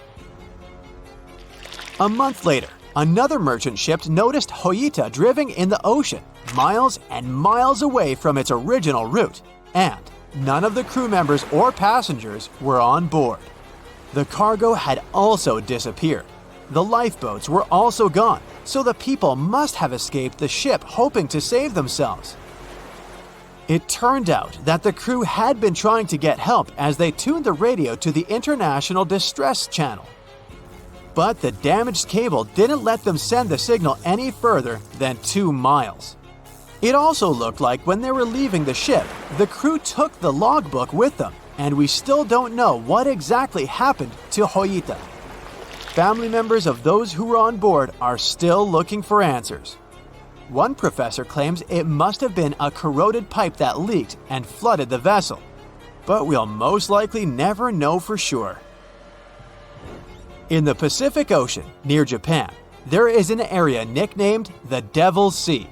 It's believed to be one of the 12 vile vortices around the Earth. Some people claim that vile vortices have weird things going on in them because the pull of the planet's electromagnetic waves is stronger there than anywhere else. The most famous ship that disappeared in the area was a fishery patrol vessel in 1952. The ship went there to investigate the vessels that went missing previously and disappeared along with 31 crew members. Scientists who don't believe it was a mysterious disappearance blame the underwater volcano eruption for what happened. It was the biggest ship ever built in its time, and it was supposed to be unsinkable. But within days of steaming out on its first voyage in 1912, the Titanic was gone beneath the relentless waves of the North Atlantic Ocean. And of its more than 2,200 passengers and crew, only 706 survived that dreadful night. Would a smaller ship have fared any better in the same situation? Did the size of the iceberg truly matter in the end? Was it a mistake for the ship to change course at the last minute as it tried to avoid impact? These are three questions that have people pondering, what if? We do know that Titanic was considered an engineering marvel in its day. Designed by Thomas Andrews for the British shipping company White Star Line, it was just over 880 feet long and 175 feet tall. Built with abundant space for 840 staterooms, a swimming pool, a squash court, a gym, and 2 dining rooms. But it was below deck that one of its most impressive new features could be found. Titanic's hull was divided into 16 compartments designed to be watertight. Up to 4 of these compartments could take on water in the event of a breach, with the remaining 12 helping to keep the damaged ship afloat. It was thanks to these compartments that the ship was regarded as unsinkable. Rumor has it that Philip Frank, White Star Line's vice president, even declared, "There is no danger that Titanic will sink. The boat is unsinkable, and nothing but inconvenience will be suffered by the passengers." On April 14, 1912, that proved to be mistaken when Titanic struck an iceberg. As ice ripped along the ship's hull, several of those watertight compartments ruptured. It took only 2.5 hours for Titanic to sink. Did the size of the iceberg that hit Titanic seal its fate? Would a bigger or smaller iceberg have made any difference? Icebergs come in a wide variety of shapes and sizes. They are pieces of ice that have broken away from glaciers or ice shelves in the Arctic and Antarctic, and are now wandering across the ocean until they eventually melt. One of the tallest icebergs ever found would have easily dwarfed Titanic. Discovered in 1957, it was 550 feet high. That's close to the height of the Washington Monument. Imagine ramming into something that big. Smaller icebergs, though, can turn out just as dangerous. Some are the size of houses and called bergy bits. Others, closer to the size of a car, are called growlers. These can be much harder for ships and boats to locate, making them more difficult to avoid. And though smaller, they can produce a lot of damage when hit. It's also critical to recall that icebergs are always bigger than they seem, with the majority of their mass lurking below the ocean surface. In fact, over 80% of an iceberg's volume is underwater. Most of its sharp, jagged edges cannot be seen. Roam too close, and you risk damaging your ship's hull. Because Titanic had little notice of its impending doom, a smaller iceberg, struck at the same angle, could still have been enough to bring that mighty ship down. Now, it's possible that had the iceberg been larger, it would have been spotted sooner. Titanic might have had time to alter course and avoid the impact. But missing that one iceberg would not have guaranteed Titanic's safety. It was traveling in a dangerous stretch of the Atlantic called Iceberg Alley. It's located 250 miles east and southeast of Newfoundland, Canada. Behind one iceberg, there could be another, and another after that. And so the crew on board had to remain very attentive to avoid several potential collisions, not just one. A smaller ship might have been better suited for the trip. Titanic's size was certainly a challenge when it came to steering. In fact, it had just left her dock in Southampton when it nearly collided with another smaller ocean liner, the SS New York, missing it by just 2 feet. The gigantic steamship was obviously not made for maneuvering quickly in tight quarters. A ship that size required time and space to change course. But when it comes to ships versus icebergs, a ship's size doesn't always matter. The Islander was a steamship designed to travel the Inside Passage in Alaska. In the summer of 1901, it struck an iceberg, which tore a hole in the front portion or bow of the ship. The vessel did not sink right away, and the crew tried to steer it to safety. Ultimately, its bow completely submerged, and its stern was lifted up and out of the water. It didn't take much longer before the ship sank completely. Of the 168 passengers and crew members, 128 survived, and $3 million in gold was lost. Islander had a 240-foot hull, making it almost a quarter of the size of Titanic, and that smaller size didn't seem to be much help in preventing a collision with an iceberg. And then there was the Hans Hedtoft in 1959. Also known as the Little Titanic or the Danish Titanic, it was referred to as the safest ship afloat. It was 272 feet long with 95 people on board. Much like the real Titanic, the Hans Hedtoft was specifically engineered to handle most of what the sea could throw its way. Along with its double steel bottom, it also had an armored bow and 7 watertight compartments. How could such a ship sink? But it could, and it did. It was on its first voyage, returning to Copenhagen, when it ran into trouble. On January 30th, it hit an iceberg. An SOS was sent, but when the Johannes Cross arrived to help, the Hans Hedtoft was nowhere to be found. The only evidence of the ship's existence was a lifebelt that was washed ashore in Iceland 9 months later. Again, the ship's smaller size didn't work in its favor. A smaller size of Titanic wouldn't have guaranteed a safe voyage in 1912. The final what-if concerns the last-minute choice when the iceberg was spotted and the alarm sounded. First, Titanic could attempt a complete stop, but this wasn't an option as the ship needed a half a mile to come to a halt, and the iceberg was a mere 900 feet away. Second, the Titanic could attempt to avoid the iceberg by steering away from it. This is what the captain ordered, but the attempt was unsuccessful, resulting in a deep gash across the ship's hull. The final option? To hit the iceberg head-on. Would this have made any difference? The answer is an intriguing maybe. Some think a head-on collision would have saved Titanic. In this scenario, the collision would have limited the damage to the very front of the ship, instead of the iceberg tearing through the hull and compromising several of the watertight compartments. Only 4 of the compartments would have been breached. This meant the others could do their job of keeping Titanic afloat. The ship could be stuck, unable to move, but it would remain above water until help arrived. This would provide a ship like Carpathia enough time to reach the scene of the accident and bring the people on board to safety. One of the Titanic's designers, Edward Wilding, made a similar claim during an inquiry into the sinking. He argued that most people would have survived a head-on crash, and that Titanic itself would not have sunk. Others disagree, though. First, the special bulkheads on Titanic were designed specifically to protect the ship against collisions with other vessels, not with icebergs. These compartments would crumple upon impact, absorbing some of the force while the other ship absorbed the rest. Though the damage would still be extensive, the remaining bulkheads would keep the ship afloat. But an iceberg does not have the same flex in a collision as you would experience with another ship. Most of the force would be absorbed by Titanic, resulting in greater damage to the ship.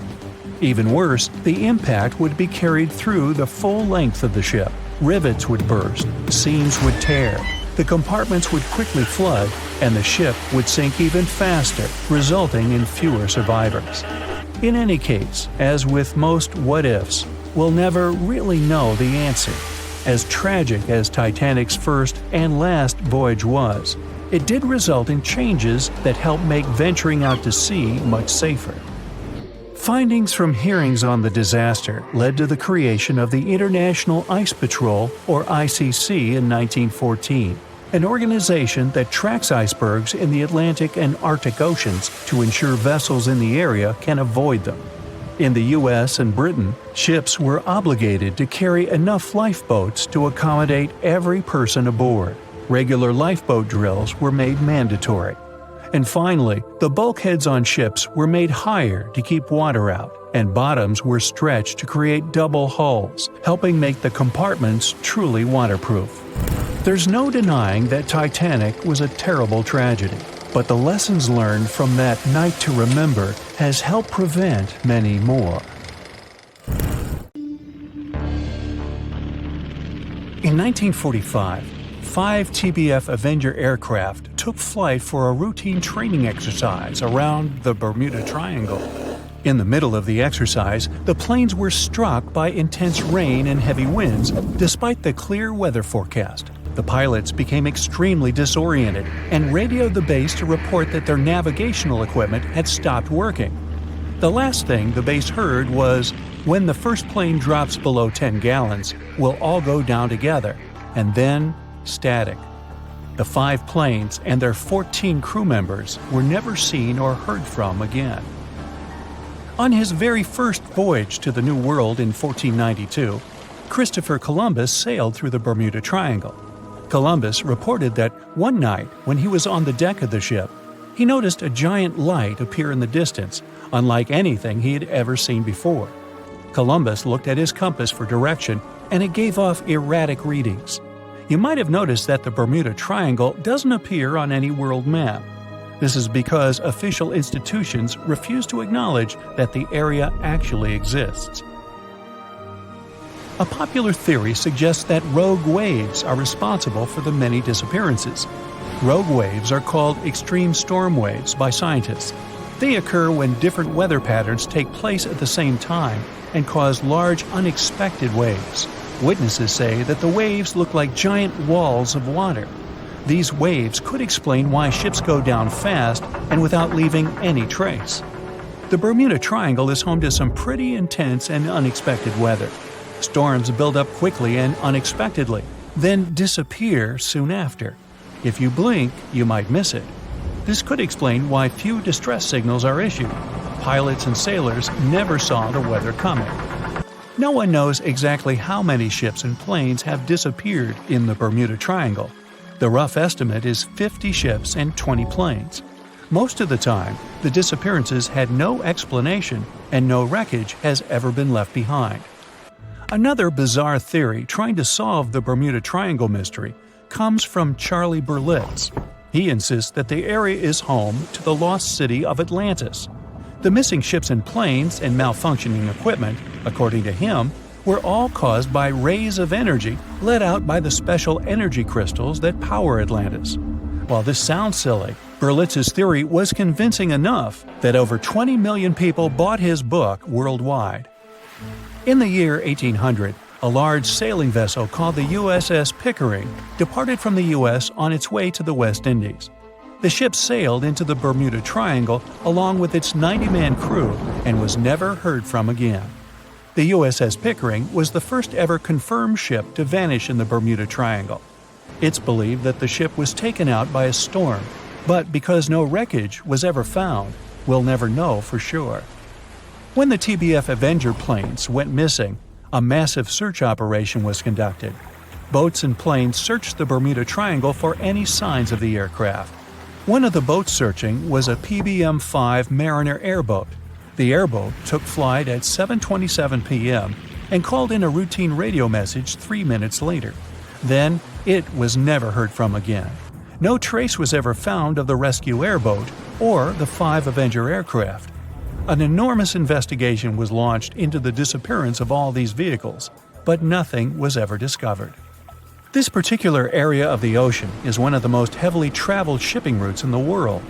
Some skeptics believe that this fact solves the mystery. Statistically, the busier the area, the higher the frequency of accidents and disappearances. While this makes sense, it's not the frequency of disappearances that's responsible for the mystery of the Bermuda Triangle. It's the lack of explanation or wreckage found. On the ocean floor, decomposing organisms let off large concentrations of methane gas that gets trapped under the water. This gas can build up until, boom, it ruptures. The gas surges up to the surface and erupts.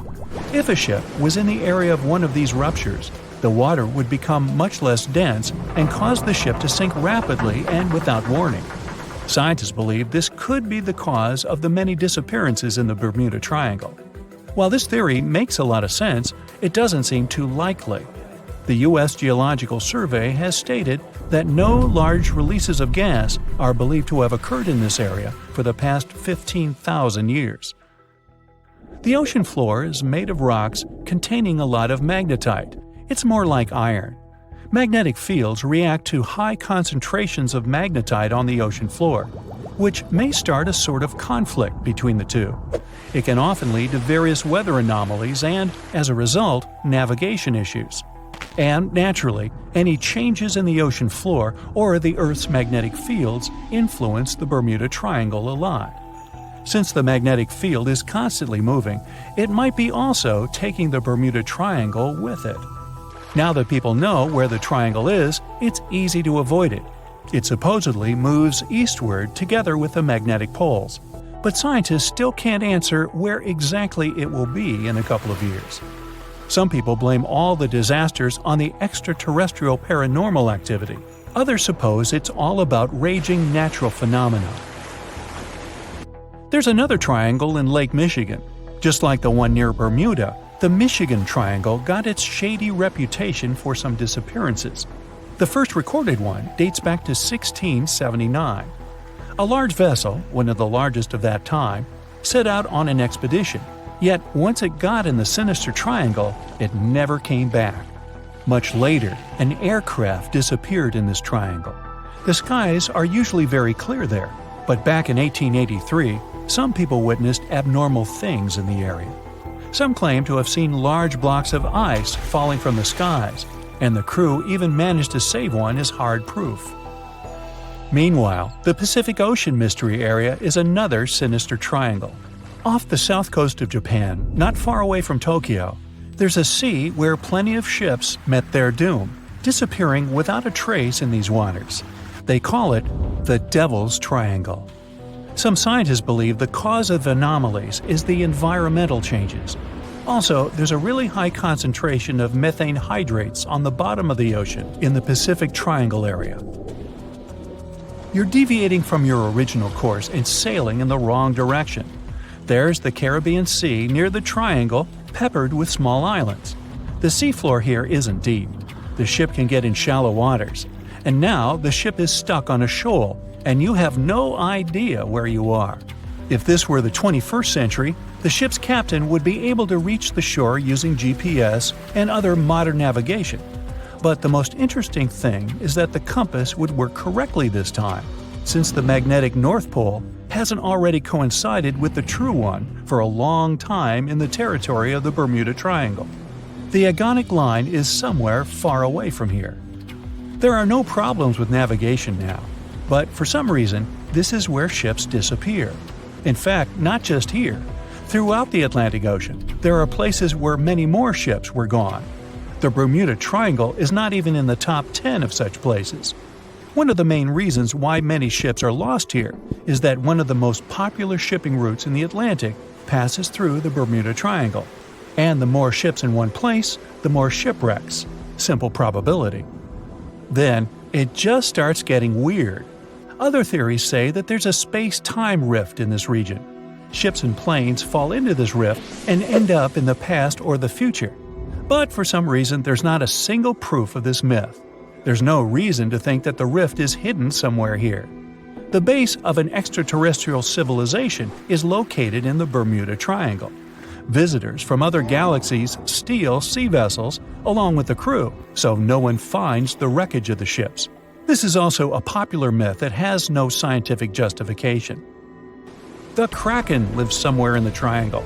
It's a huge squid that sinks ships and also is a legend that sailors tell each other.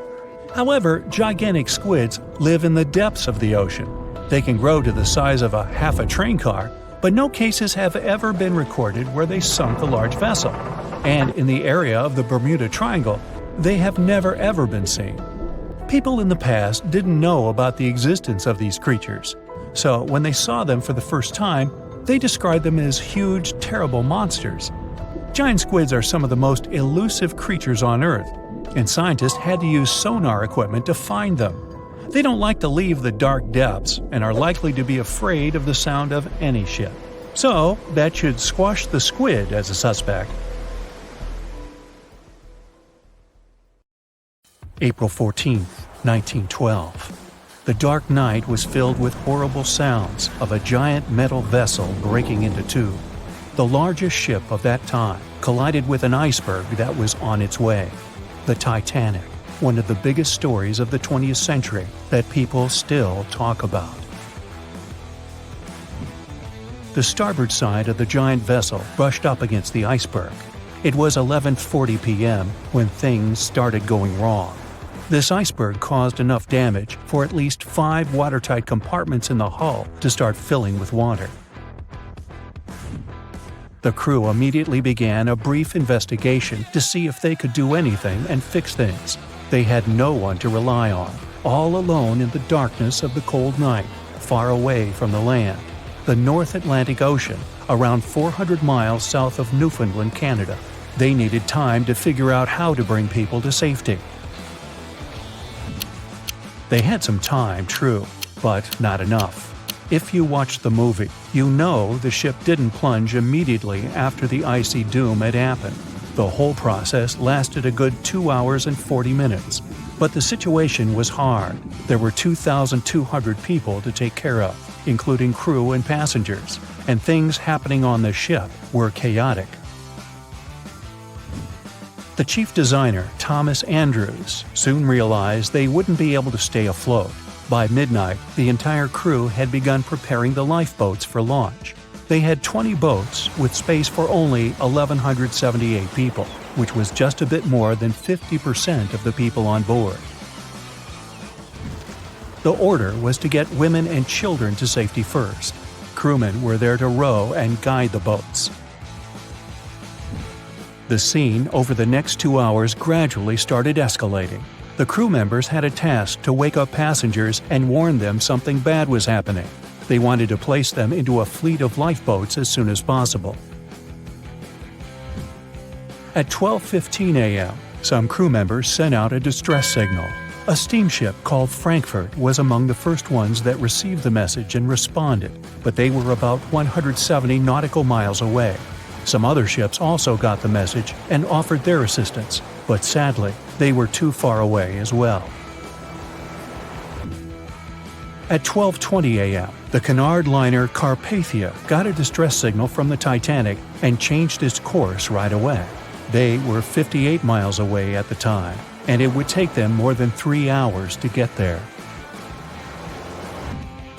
20 minutes later, the crew was lowering the first lifeboat. It was carrying only 27 passengers, although it had room for 65. Many of the lifeboats that were launched first were well below capacity. Crew members were worried, thinking the Davids wouldn't be able to hold a fully loaded lifeboat. And in the beginning, many passengers were just too afraid to leave the ship. They still thought Titanic was unsinkable and couldn't imagine the scenario that was going to happen 1 to 2 hours later. The crew was firing the first of 8 distress rockets. Unsuccessful. No one was close enough to help. By 1:20 a.m., they lowered 10 lifeboats. Number 8 had only 28 people in it. One of the passengers on the number 10 was 9-week-old Melvina Dean. She would later become the last survivor who lived until 2009 and turned 97. It was 2 a.m. already. 3 of the collapsible boats were the only lifeboats that remained on the ship. The bow of the vessel had sunk low and had tipped far under the surface. People around it could now clearly see stern propellers above the water. Crew members were lowering collapsible lifeboat D from the roof of the officers' quarters with over 20 passengers in it. As the ship's bow went under, the water was washing collapsible A from the deck. Those 20 people were struggling because their boat was partly filled with water. As crew members were trying to release collapsible B, it fell. Before they righted it, the water swept it off the ship. 30 passengers still managed to find safety on the overturned lifeboat. At 2:17 a.m., the ship's wireless operator decided to transmit one last distress call. A minute later, the light on the ship finally went out. Titanic and all left on board plunged into darkness. The bow continued to sink, and the stern was rising higher above the surface, which placed great strain on the midsection. Horrible sounds were filling the night. Titanic, this massive, legendary ship so many people placed their hopes in and were excited about, broke into 2 between the 3rd and 4th funnels. Reports would speculate it took about 6 minutes for the bow section to reach the ocean bottom. The stern settled back in the water before it rose again into a vertical position. It remained in this situation until it finally disappeared into the ocean. At 2:20 a.m., the stern apparently retained air inside, and water pressure crushed it as it went down. The stern landed about 2,000 feet away from the bow. People consider the Titanic the fastest ship in the world. They thought it was unsinkable because 4 of its compartments could be flooded, and that still wouldn't cause a critical loss of buoyancy. Its life was problematic since its beginning. While the ship was leaving port, it moved within a couple of feet of the steamer New York. It managed to safely pass by, which was a huge relief for all those worried passengers massed on the ship's decks. Titanic sailed off on the 10th of April. Its first journey was across the highly competitive Atlantic route. On the launch day, the Titanic became the biggest movable object in the history of humankind, 882 feet long, 92 feet wide. Not that big if you compare it with today's ships. The biggest cruise ship in the world today is Royal Caribbean's Symphony of the Seas, which is roughly 5 times the size of Titanic. If you put that ship in a vertical position, it would be nearly as tall as the Empire State Building, which is 1,250 feet without antennas. But Titanic was a huge attraction back in its time. At one moment of their journey, they stopped in France, after which they made another stop in Ireland. Once the final passengers boarded, the massive ship set out at full speed for their final destination, New York City. 4 days after the beginning of its journey, Titanic failed to divert its course from a huge iceberg, the story we all know about. Only 700 people survived, and most of them were women and children. The night was extremely cold, 1 hour and 20 minutes after Titanic had gone down to the bottom of the ocean. Survivors weren't even sure someone was coming to save them. Finally, they saw the light. It was Carpathia coming towards them. They came for the people in the lifeboats. The crew brought them aboard and pulled a handful of other passengers out of the water. Many ships tried to contact Titanic a few hours after it sank. Their messages were never returned. Later, when there was an investigation of what really happened, they discovered the Leyland liner California had been less than 20 miles away when Titanic was sinking, but the crew didn't hear the distress signals coming from Titanic because their radio operator was off duty. Countries from both sides of the Atlantic were shocked and horrified when they heard details of what happened to Titanic. They decided to make changes to ship operations, rules that would help avoid such events in the future. They held the first International Convention for Safety of Life at Sea, where they adopted rules for every ship to have lifeboat space for each passenger on board. Also, lifeboat drills became mandatory.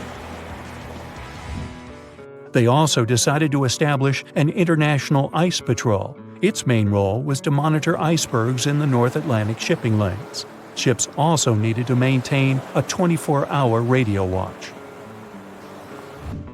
Titanic wasn't built alone. Because of the size of this magnificent ship and all the new equipment it required, it would have been too expensive as a one-off. So the team built the Titanic alongside two sister ships, and both of them had eventful lifetimes.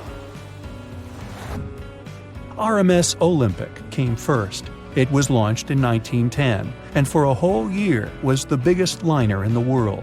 The Britannic was another sister ship that sailed for a while before it too ended down on the ocean bottom. But only Titanic became a legend and one of the most fascinating stories of modern history. It's 2018. You get up early in the morning to go ashore and catch some fish. You come to the spot you were yesterday, throw the hook into the sea, and wait. The float is twitching.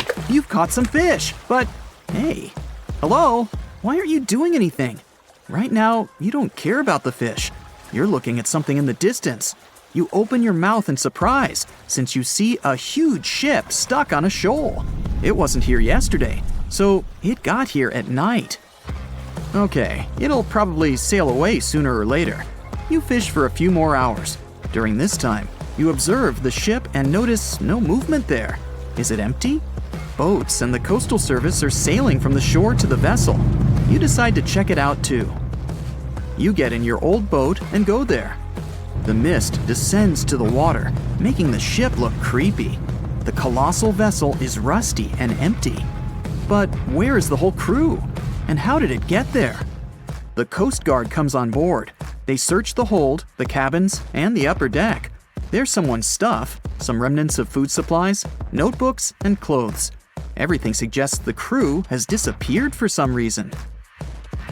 Fishers who noticed the vessel first didn't see anyone coming down from the board. No radio signals were sent to the port, and no one reported about the ship. It appeared here from nowhere.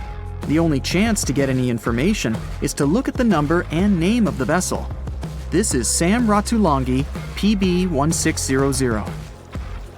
The Coast Guard checks the information, studies the data of all the country ships, and no way. One company built the boat in 2001 in Indonesia. People used it to transport heavy loads across the seas around Asia. The ship had been properly operating for 8 years. People were delivering industrial goods to different points in the region, but something went wrong. In 2009, Sam Ratulangi was sailing near the coast of Taiwan, and that's it. There were no further records about it. There were no reports in any port. Everyone thought it must have drowned, so no one had been looking for it for years. And then, 9 years later, it appears here, big and rusty, off the coast of Myanmar, without sailors, without fuel. An investigation starts. City services are trying to find out the names of all the sailors working on the ship and find clues that would lead to solving this mystery. They also hope the ship owner will appear soon. They find 2 tow ropes on board. This means that some other ship towed Sam Ratulangi to this place. Then they identify and find 13 crew members. These people say they wanted to reach the factory in Bangladesh to repair Sam Ratulangi. Another vessel helped tow the ship, but then 2 cables tore off, and a storm began.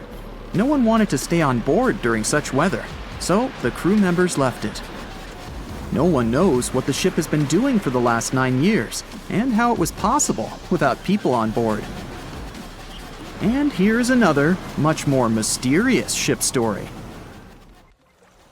On February 16, 2020, locals found a large cargo ship stuck on a rocky shore off the coast of an Irish village. The boat looked rusty, with holes in the hull and rotten parts. People hadn't seen this vessel the day before, so it appeared there at night. The last time people saw the Alta cargo ship was a few months earlier, thousands of miles off the coast of Ireland. That day, the Alta was sailing in the waters of the Atlantic Ocean. Another ship, the MS Protector, noticed it. MS Protector crew members tried to contact the ship, but received no response. The people on board realized that they were facing an empty vessel. And then, 5 months later, it appeared near the coast of Ireland. There are more questions than answers in this story, but we managed to find something out. In 2015, the Alta appeared and disappeared from the radar several times. Any ship has an internal tracking system, so people can track its route using satellites. But Alta crew members often disabled this system. Perhaps they were engaged in some illegal activity. Anyway, in 2017, the ship often sailed between the ports of Greek islands. Then, the tracking signal disappeared and appeared only 10 months later, off the coast of North Africa. During this time, the ship changed several flags. In September 2018, the Alta was southeast of Bermuda and headed for Haiti. Then, the crew started facing problems. First, the main engine failed right in the middle of the Atlantic Ocean. The ship began to drift. Several days passed, but the crew members weren't able to repair it. They began to run out of food and water supplies. The situation got even worse when they found out that a hurricane was approaching the place. Fortunately, they managed to contact the U.S. Coast Guard. A helicopter flew to the Alta on October 2nd to bring them some supplies. There was enough food for several days. Then, a rescue boat sailed to the ship. It evacuated all the sailors and delivered them to Puerto Rico before the hurricane. The Alta had to drift alone in the ocean. After a while, another ship approached the Alta to tow it to the shores of Guyana. But at this moment, everything went wrong. Someone stole the boat, disabled the tracking system, and sailed away in an unknown direction. After almost a year, the MS Protector found the empty Alta in the waters of the Atlantic Ocean. And then, 9 months later, the ship without a crew sailed to the shores of Ireland. How did it manage to travel across the Atlantic and get to the coast of Ireland? It's still a mystery. Maybe it was just luck. No one else saw the ship all this time. It was just covering huge distances, surviving storms. Who's the captain? What happened to the thieves? Who owns the ship now? One day, someone called the village administration and introduced themselves as the vessel owner. But that unknown person didn't provide any evidence. They found several barrels of oil on the ship, which they took away by helicopter. The Alta was rusting. Corrosion of metal could damage the environment. The vessel had no commercial value, yet it would have taken millions to get rid of it. There were 3 options for what to do. Leave the ship where it was, tow it into the sea and let it sink, or disassemble it for scrap. But nature had its own plans. Storms and strong waves split the hull into 2 parts. The Alta was drifting without a crew in the waters of the Atlantic Ocean for about 2 years. But this is nothing compared to a ship that was traveling for 38 years. The record belongs to the SS Bechimo. It was a merchant vessel owned by some trading company. In 1931, the ship found itself on the ice off the coast of Alaska. Its movement slowed down. A thick layer of ice blocked the ship, and a strong storm only made the situation worse. The blizzard was so intense that the crew members couldn't see anything but a white veil in front of their eyes. Sailing any further was impossible. The team had to wait for the storm to end. They waited for a day, 2, 3 days. A week had passed, but the snowstorm was only getting stronger.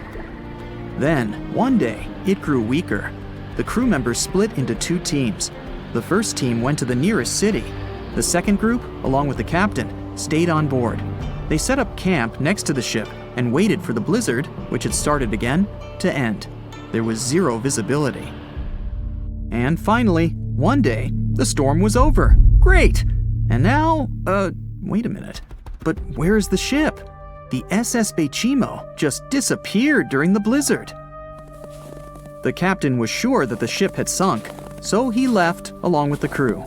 Then, A week later, they saw the vessel drifting near the area where they had lost it. The hull was damaged so severely that it was unsafe to sail on it. Repairing the ship would be pointless and expensive, so the captain decided to abandon it. He was sure that it would go underwater sooner or later, but it stayed afloat for the next few days, the next few months, and a few years. People had reported seeing it at various points along the coast of Alaska for 38 years. The last record of the SS Bechimo is dated 1969. Those who saw it claimed the ship was completely frozen, almost merged with the ice. Some people planned to start an expedition to find the ship, but all attempts were unsuccessful. The vessel is probably lying somewhere on the deep sea floor.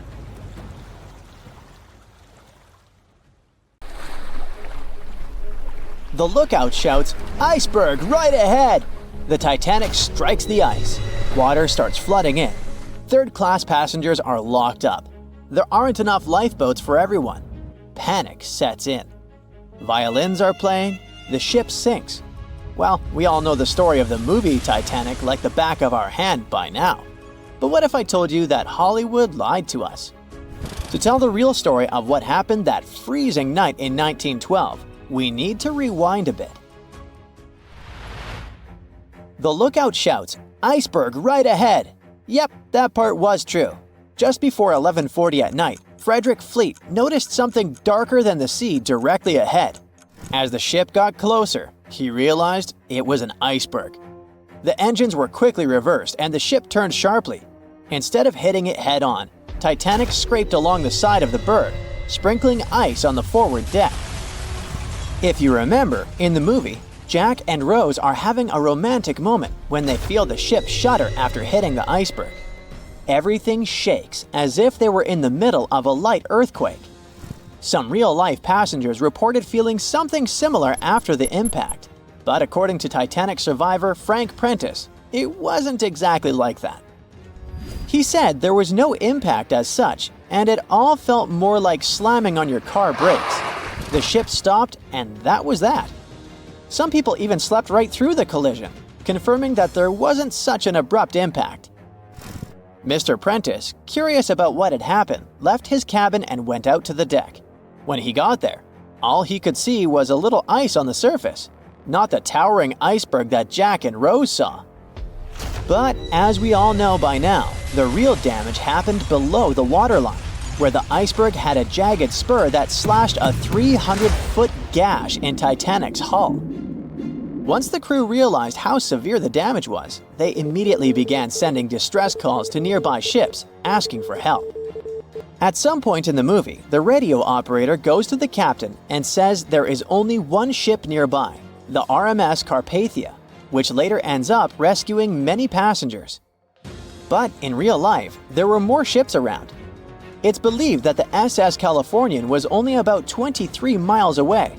This ship might have actually seen the Titanic sinking, or at the very least, seen its rockets exploding high in the sky.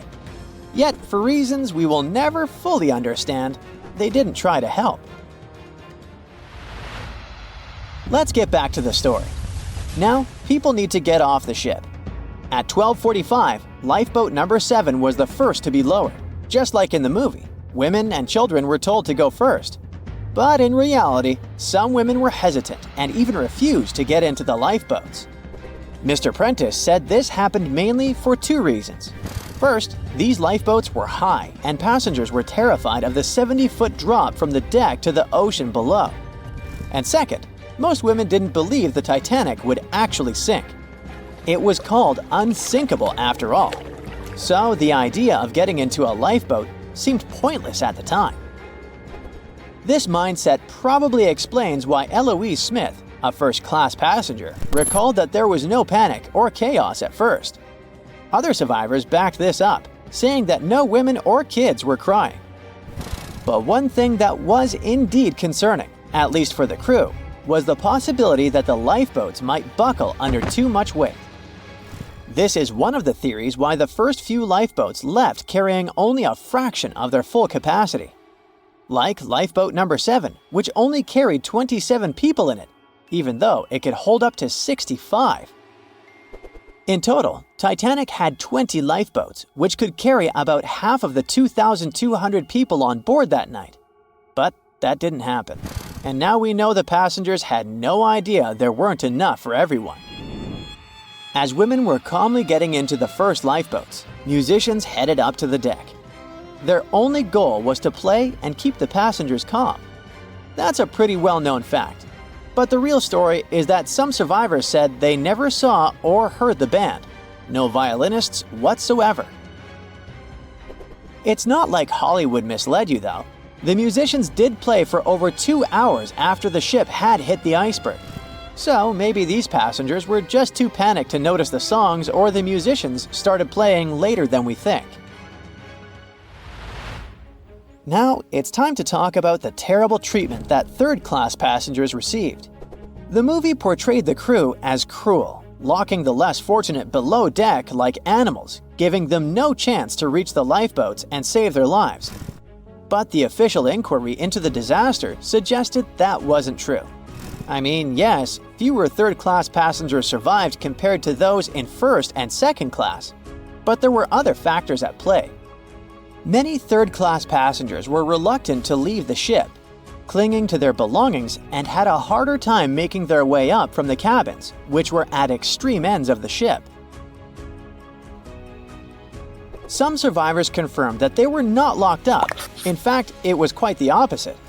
Mrs. George Wabi, a Lebanese woman traveling in third class, said that when chaos had erupted, some brave crew members and well-dressed first-class passengers had actually helped her get up to the first-class deck and eventually onto a lifeboat. At first, the Titanic was sinking slowly, bit by bit. Passengers reported seeing the water rising and hearing pops and cracks. Then, there was a loud boom. Some said there had been just one explosion, while others described it as a series of smaller explosions, which they'd thought had been the bulkheads giving way. And there's also a group of people who said they had only heard a rumbling sound. So not everyone agreed on the sound they had heard, but one thing is a fact. By 2:18 in the morning, the lights on Titanic went out, and the ship plunged into complete darkness. As the bow continued sinking, the stern rose out of the water, putting immense pressure on the middle of the ship. This caused the Titanic to break in two. In James Cameron's movie, this moment is pretty dramatic, with the ship sinking almost straight down into the water. But in reality, the break probably happened at a much lower angle, likely just below the waterline. Even so, it tilted enough that people couldn't stay on their feet and started sliding into the water.